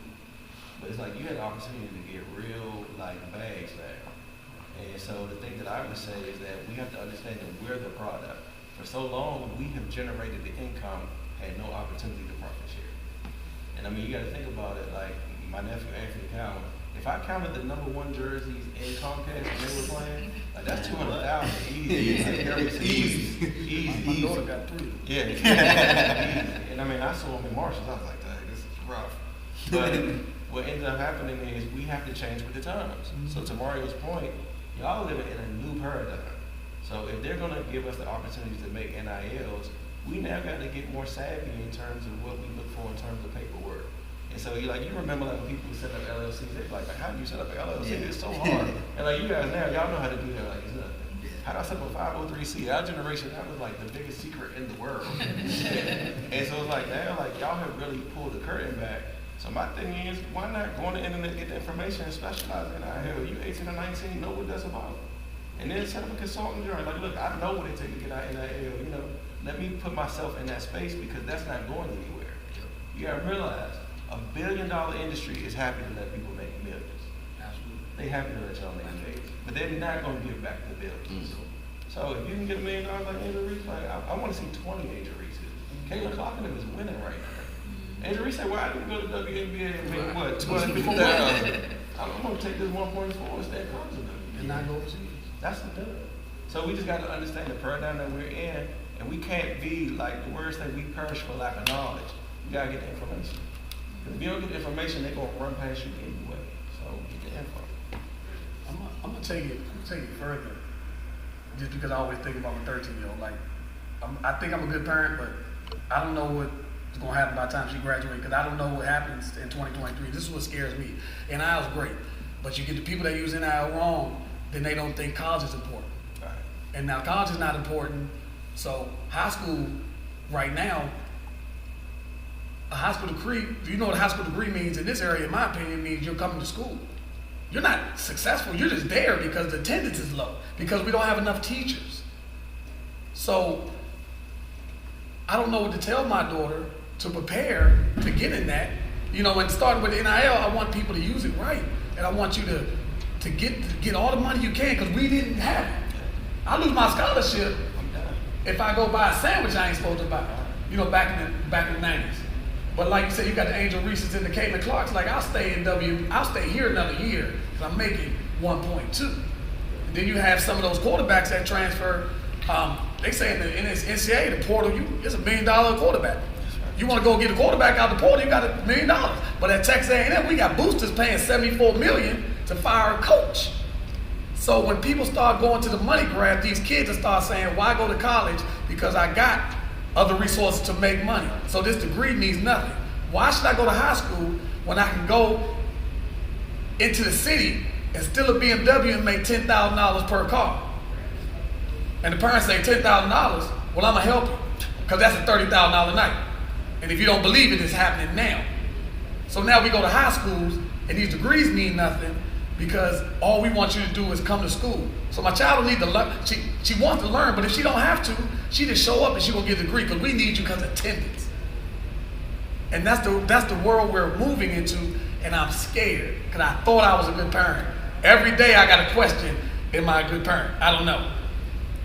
All them straight A's that she bringing home for leverage so she can buy whatever she wants. Because look, I can't say no, but is it going to be worth it when you get up there in college because everybody's running towards the money? And I just want to have some structure with the NIL. I want everybody to get their money because we didn't get a chance to. But like they said, build a foundation so that when you stop playing basketball, you're not living off of that. You can expound on it. Use it as a grant. Like, I guess my daughter has a class called Avid. It's just teaching her how to structure herself through life. And I love that class. Like, give me the groundwork so if I don't want to go to college, I can get a trade. If I don't get a trade, I can do this. But I need that class to give you baselines so when you get the NIL deal, get the baseline so you don't got to live off of what you did. You can use that money and you can create and you can grow with it. And you can make wealth, not get rich.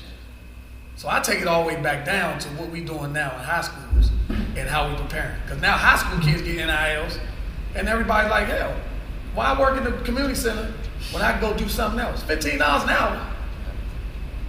What? And it's real in 2023. So, I love the fact that they're getting it. And now, I'm like him. I'm like, man, please. If I stepped out the way at doing cooking, I'm losing a semester of anything. Greg Anthony, one of the best point guards in the 90s. And they told him, shut it down. He was making good business over at UNLV. And he shut it down for a national title.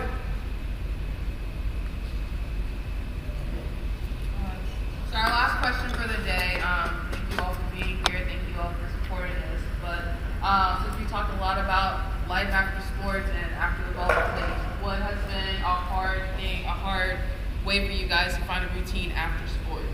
There's no coaches, no parents, no teammates around. How did you create a routine for yourself when no one else was around? I mean, it's a tough one. I'm not a stickler for routine, to be honest, because I feel like every day something is different for myself, especially since I work in sports. Like, my work day could be over at like 11 p.m. at night.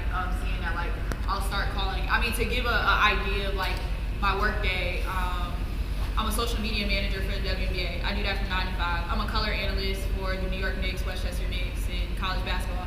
So a basketball game might not start till 7 o'clock at night. So by the time that's done, like, that's the day right there. So I think the way that I kind of pave it out is understanding that like every day is going to look a little bit different for me. But things that I want to get done in a day is like I'm trying to work out 4 times a week. If I get that done, like I'll check the box there. So not more so like it has to go in a particular order, but did it get done in the timely manner that it was supposed to? And that's sort of how I've just been trying to go about it.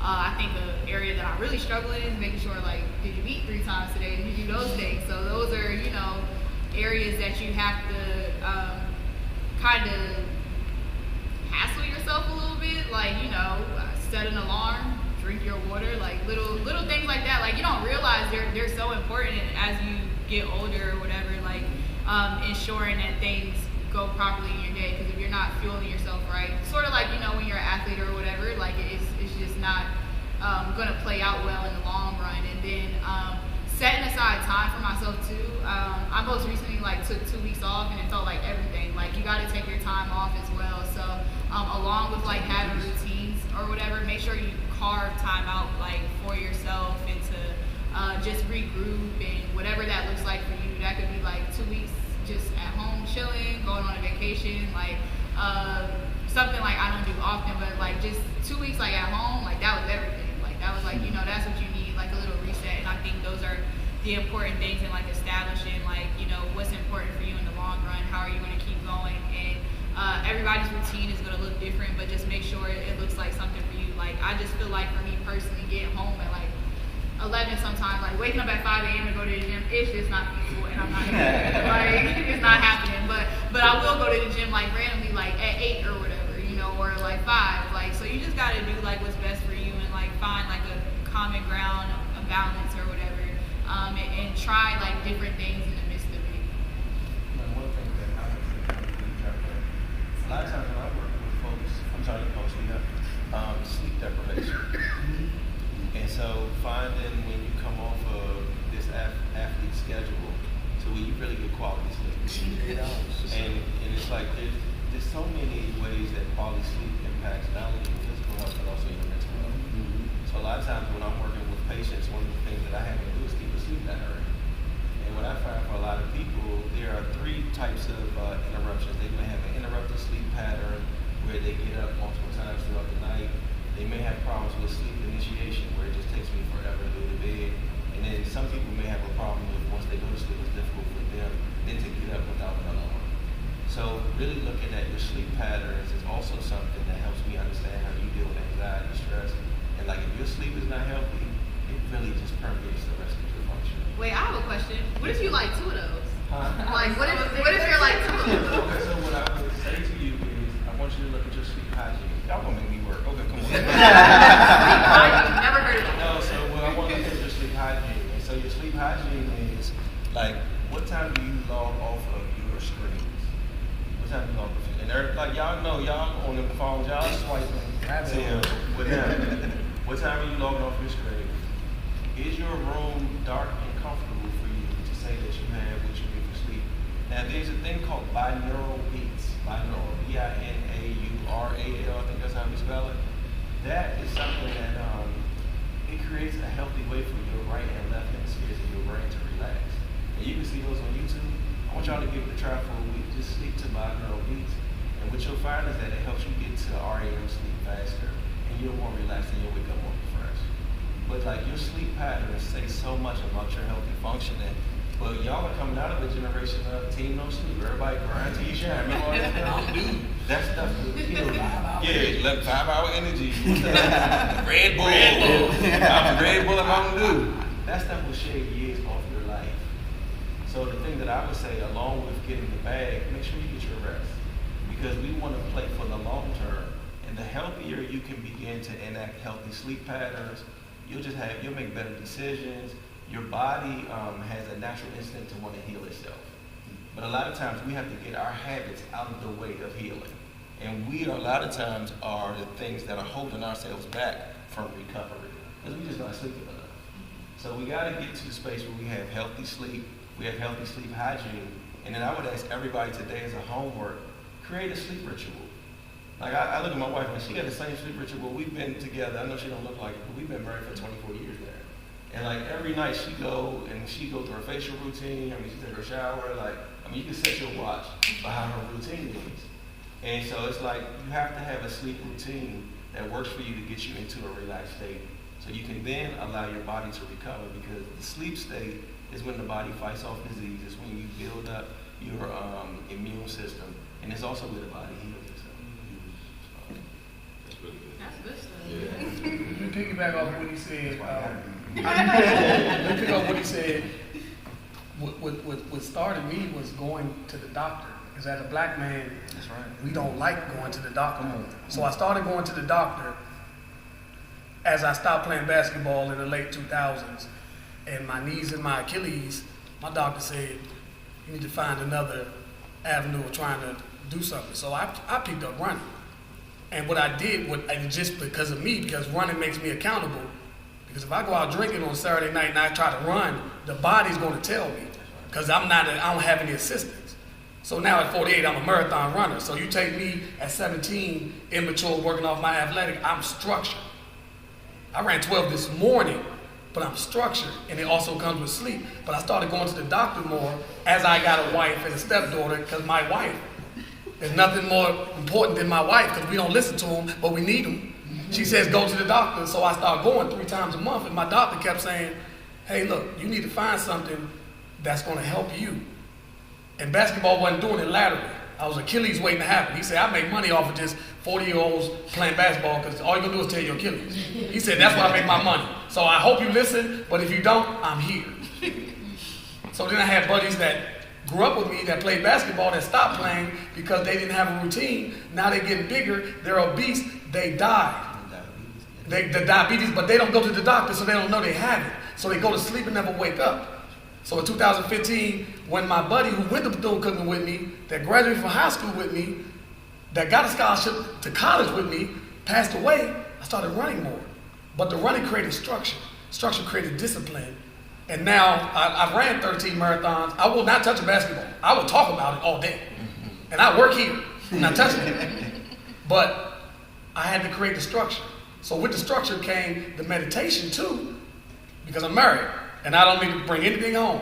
So if my wife say, hey, what you doing when you leave? I'm gonna go get 5 miles and I'm gonna come home instead of going to the bar. But at 48, I'm more structured than I was at 17 and 20. And sometimes I wish I had that, but I had to learn and grow. So I had to pick up the sleep 8 hours a day, or I'm trying to get, my goal is always 5 days a week, can I get 8 hours? You know, and those are small goals. I can meditate for 30 seconds or for 5 minutes, depending on what I'm thinking about. It's humbling, but it's you versus you. Because I can get on the bike, but that's assistance. But if I run up that hill, but I had a cup of Hennessy last night, my body gonna say, what are you out here doing? You had 20 chicken wings, all drum last night. Oh, bro, I'm sorry. You know what I'm saying? But it creates accountability. Yeah, I'm sorry. I'm hungry too. Yeah, now all drunk, blue cheese, you know. But it creates accountability. But I just got this, and COVID kind of helped me with it. You know what I'm saying? I created structure. I started a running group, but I run on my own. But I needed the structure that I needed when I was 21. But it was going to the doctor, and my doctor saying, man, please don't ever stop running, because you're saving your own life. You know what I'm saying? But then going to the doctor helped me start going to check on my mental health, and I started meditation. You know what I'm saying? Then meditation started sleep. Let me get some better sleep. And my wife has a routine, I have my routine. I have my schedules, but going to the doctor keeps me accountable, because I think a lot of black men know when they're not doing right, and that's the last thing they want to do, because they don't want to hear bad news. Hey, you can't drink no more. Hey, your liver's screaming. Hey, your lungs are screaming because you're smoking. And they don't want to hear that. They just be like, look, if it's my time, it's my time. No. My daughters are expensive. And I need to see everything. You know, I want to see everything. And my father's 80. And my father walks 7 to 8 miles a day. You know what I'm saying? And I got that from him, but I needed the structure. And I'm glad I got it at 48, but I'm like, if I had it at 17, I'd have been overseas. Good. But I ain't no structure. I don't want no structure then. And it's amazing that they talked about that, because this is sleep. It's hard. It's hard to humble yourself. Like, I'm gonna wake up tomorrow morning at 7 and go run, but it's hard to open your garage and look at yourself like, why are you even out here? Like, why? It's raining. You know? So I had to recreate that structure, but going to the doctor triggered it, because it started to tell me what I need to do. You know what I'm saying? And that started like mid-30s. And I started running like mid-40s, because I can't do it no more. I can talk about basketball all day. You know what I'm saying? And there's parts of your life you break up, and I say, man, you get 6 pies. You get a piece of pie, you got 6 different pieces. Man, they're chapters of your life. You know, sometimes they close, but you got to start recreating new chapters. You know what I'm saying? Because I want to be 60. I want to get to 70, but I want to be healthy, and I want to be retired, and I want my house paid off, but I want to be healthy enough to live in it and not sell my house and live in a rambler. You see what I'm saying? Because people work, and as soon as they stop working, yeah, I'm retired, but I'm not healthy. Now I'm not living anymore. You know what I'm saying? And that scares me. And I'm only learning this in the last 5 years. They say in your 40s you learn a lot. I'm learning a lot about myself. And then you throw a COVID in there when you got to spend time with yourself. Like, try to meditate. You ain't gotta go like this. You ain't gotta cross your legs. Just sit in your car and turn your radio down. And you might see that monkey with them little symbols going like this. And try to channel all the thoughts like merging in the Beltway by Landover trying to get in one lane. That's what it feels like. Some days I can meditate for 10 minutes. Some days it'll be 30 seconds. I'm like, do I got to stop at the store and get something? And that's how it is, but it's you. I can't blame my wife for things I do when I meditate. I got to deal with myself. And then you laugh at yourself like, boy, I got some issues. You know what I'm saying? And it's accountability. And running brought me accountability because it's my body. I can't turn nobody's body in here inside out. I don't know what y'all go through, anxiety, plaque, sleep deprivation. But I know if I start jogging and I'm not eating the right thing, jogging gonna laugh at me. And my body gonna start breaking down like, look, you better get a ride. You know what I'm saying? And I'm glad she asked that question, because I didn't think sleep was... I've been on Mountain Dew for 30 years. You know why? Because some dude in the military in college told me if I drink Mountain Dew at 12 midnight, I'll never go to sleep. And guess what? I didn't go to sleep. And then I kept being on it. And I had to slowly wean myself off of it, and it was a process. But I needed that. And it was really important, but I got hooked on it in college. It wasn't nothing for me, because you're 17, you stay up all night. Try to stay up all night at 48. It takes me 3 months to get my sleep back. You know what I'm saying? So I had to learn that. And everything that y'all share is almost like I'm growing listening to y'all, because we're not from the same generation. You know what I'm saying? Me and him are, but you guys have it. You guys have so much more. You know what I'm saying? If we had that, we might have been more phenomenal. But you guys have everything in front of you, and it's easier. But if you find structure, you'll find discipline. If you find discipline, you find structure. Always. You know, they say knowledge plus wisdom equals understanding. Find some discipline, but you got to throw some mirrors up in your house. A lot of people living in houses don't have no mirrors. It's easy to point the finger to anybody, but it's humbling when you're trying to discipline. Because discipline means you're doing something that you don't want to do all the time, but you know it needs to be done. You know. No, I mean, I think what Tyler said was important. Like, everybody's routine is for themselves. 12 miles for me is just not my ministry. That's not for me. Yeah. But I do think there's an extreme importance in habits, like building habits. And I think even though I was complaining about my routine in college, like having a structured schedule, it plays a big dividend in my life now. So just understanding like the habits that I want to make sure I pray with my wife every day. I'm doing my affirmations. I'm doing my devotion. I'm doing the things that I want to do. Working out at least 15, 20 minutes. Don't gotta be 12 miles, but at least get some type of sweat. Just a Saturday. Yeah, just something. Yeah. Just those things play a huge role. Yeah, and to piggyback off of what everyone else was saying, as far as when it comes to a routine, one thing that I learned to do was take care of myself and live every day for me. And with that, I mean, don't worry about anybody else. So one thing I tend to do, I go to the gym, I go play basketball here and there just to keep up with my cardio. But I also take myself out to eat. I take myself on dates. I take myself different places because protect your peace, because a lot of times people feel like, man, I don't have nobody to do nothing with me.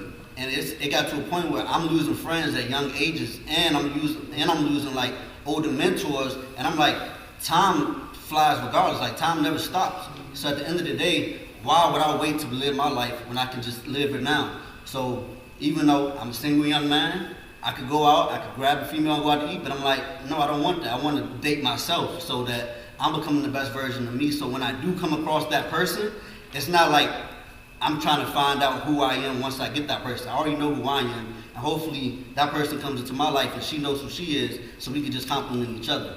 And that's a part of, developing that routine and kind of taking care of yourself. In the beginning, for the ones who weren't here, I asked the panelists and everyone in the audience to write down who you are as a person. And I want to ask anyone right now that question again and see if their answers changed from the beginning to now. And that can go for anyone in the audience. I'm going to pick with somebody. My boy right there in the black and the red hat. What's up, everybody? My name is Jason Bushel. I know that this was a great conversation, by the way. So you guys were talking about like the work that you do. So I feel like a lot of people know me for the work that I do. So I work with kids, things like that. I used to rap, do different things. But the person I am, I've just found out that like I'm just a motivator. Like the things that really matter to me, family oriented, always there for other people, and just loving myself now in the space that I am. So like, without the job, without everything else, just like the simple things that define me. So, yeah. Appreciate that. I didn't even I'm lying. At this moment, does anyone in the audience have any questions for the panelists? I have a question. You mentioned you had difficulty as a black female network. Why do you think that is, and why do you think we as a people together, the majority of the number of people kind of complimented what she said in terms of just having a hard time that we as a people don't really do a good job of network? Why do you think that is? how can we overcome that? For my story personally, I grew up in a lot of environments where I was the only black woman, whether it was in class, whether it was on the bus, whether it was at a game. I played lacrosse growing up. Not a lot of black women play lacrosse. And so at times, I could see myself hiding instead of embracing of who I was. And so I would say, I'm not blaming anyone for not showing me how to network or anything, but I was scared to network. What if this person rejects me? What if this person doesn't remember me because I didn't play in the game? Just things like that. And so as I'm growing up and I realized I have a lot of access to a lot of key people, what the worst thing they can say is no. Who cares? Because the person right after me could say yes. They can say no again. But as long as I'm true to myself and I embrace who I am, it doesn't matter what anyone says. I think to go with it too is like just not knowing. Like you don't understand it. Like you can just walk up to this person because of their stature. You think that you shouldn't be talking to them because of where you're at in your life in that moment too. So I think also putting yourself in a you put yourself in a bubble. Like, you know, I'm gonna get there one day, but like I can't just be going up and talking to somebody who already has that type of success too. So I think for me personally with like the whole networking thing, like I just didn't understand the value in it, like or what it meant. And then also like getting it on your own, you know, I thought everybody was supposed to be like, man, for yourself, like, you know, I got here because of whatever reason, but you actually work better when you work together. And so those are things that I had to learn too. And I did that by going to panels and being a part of cohorts and stuff like that. Like, but it wasn't until then that I realized like the people who you meet, especially like in your particular field, y'all typically follow each other like along the way. Like there's so many people that I met when I'm 28 now, but I met when I was maybe like 21 or so, when I was just getting into the business, and I'm seeing different jobs they had and stuff like that. And now jobs are coming from just knowing people. And at the time, if you don't even initiate speaking to those people or realizing like your network follows you as you continue to move up the ranks and you talk to different people, you're like, man, I mean, I've been knowing them for 20 something years. It just came from establishing yourself. So I think the way that we help one another is voicing that like it's okay to reach out. There's proper ways to reach out, and then teaching those. And I think it also starts in the classroom too. I never took a class or anything on networking. You know, everything is about math, science, or history, things that you're never going to use. And I think we kind of missed the mark on not teaching life skills. And so I just didn't have those life skills taught to me. I just always thought like, it's gonna come. Like I'm gonna get a job because it's just destined to happen. But you have to meet the right people to fall into your destiny. I want to add to your point. I also think it comes down to sometimes like in this area, we don't want to seem pressed. Yeah. That's you know, like we got a certain level of ego here. But like what happens? That's all over. They don't want to share. Yeah, you don't want to seem pressed. But like what I find is either humility or humiliation. But like you get the bit. And so like I find in the moments where I humble myself, like I can learn from somebody younger than me or older than me. And so like first of all, Josiah called me, I was like, man, thank you so much for coming. It's like, boy, I can't wait to come to this. Like, y'all know how good it feels to be around my people, and we talking about things that are gonna build us up. And so for me, it's like this humility or humiliation, and like I have to get over myself sometimes in order to be successful. And like I said, in this area, we got a certain swag where everybody want to have the right jeans on. You know what I mean? Like you want to have the latest stuff, and sometimes that can be a detriment to the team building. And so like whenever people ask me who I really am, at the end of the day, I'm a people builder. If you look at my job, the title is therapist, but if that never existed, I still would be finding people to help them build their lives out. So it's just being able to understand who you are, what you bring to the table, but then also understand that we is always going to be greater than you. Hey, and for y'all, I believe in day ones and day twos. Now remember this, your day twos is what she said. You might be working with somebody, you grow with your day twos. Your day ones will keep you grounded. They always tell you about what we did. That's right. You want to have the word. You know what I'm saying? Like sometimes I really don't go in certain places that I don't want to talk about what I did 30 years ago. Day twos are people I work with now, or people y'all might be my day twos because I'm growing from y'all. And it's hard to grow from day one because day one's always talking about what we did at day one. But they keep you grounded. Remember, I taught you how to eat. You know, I told you how to say thank you. Day two are people that drop in your life like y'all did unexpected. I don't know any of y'all. I know them because we set up together, but I just knew her off the phone. You know, I know her father, I know her mother, I know her sister. But that's a day two. Because I take this and I reflect when I go home on what I learned from all of y'all today. That's a day two.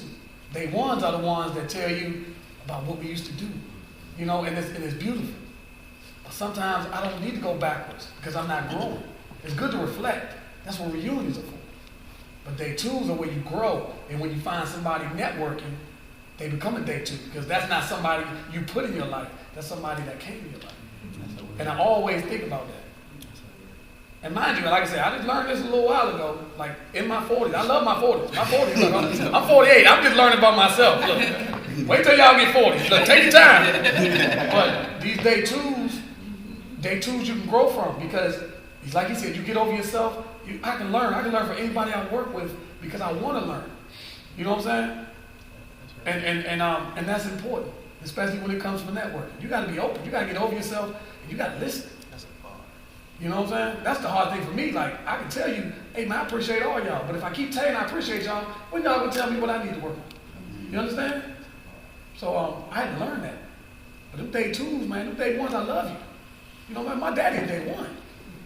But I grow with my day twos. Because I don't never know what, you know, and don't be afraid to make the mistakes. You know what I'm saying? Millionaires make mistakes on purpose because guess what? Every time they grow, they make another million. So I'm looking forward to being wrong sometimes. And when y'all get married, me and you will be wrong. But I'm gonna be happy. But that's it. I'm sorry. But you have to humble yourself. Cause like I said, you your biggest obstacle. Cause you always know something that you don't know, and then you realize you don't know nothing. All right. Well, that wraps it up here. So now I ask everyone if you can just stand up. I have an athlete's mental health vow that I want us to all repeat. And then after this, I want you all to shake hands and hug somebody that you don't know and tell them that you love them. So if you can repeat after me. I vow to take care of my mental health. I vow to take care of my mental health. I vow to be more than an athlete. I vow to be more than an athlete. I vow to speak up and share my story with others. I vow to speak up and share my story with others. I vow to be the best version of myself. I vow to be the best version of myself. I vow to be a difference maker in the world. I vow to be a difference maker in the world. I vow to spread love and not hate. I vow to spread love and not hate. I vow to live on purpose and with purpose. I vow to live on purpose and with purpose. And lastly, I vow to be me. I vow to be me. All right, that concludes. Thank you, everyone. Oh, 1 second. For the ladies. Thank you all. Some men don't like being on my job. I'm getting over begonias. I'm getting over petunias. Thank you all for coming. Thank you all.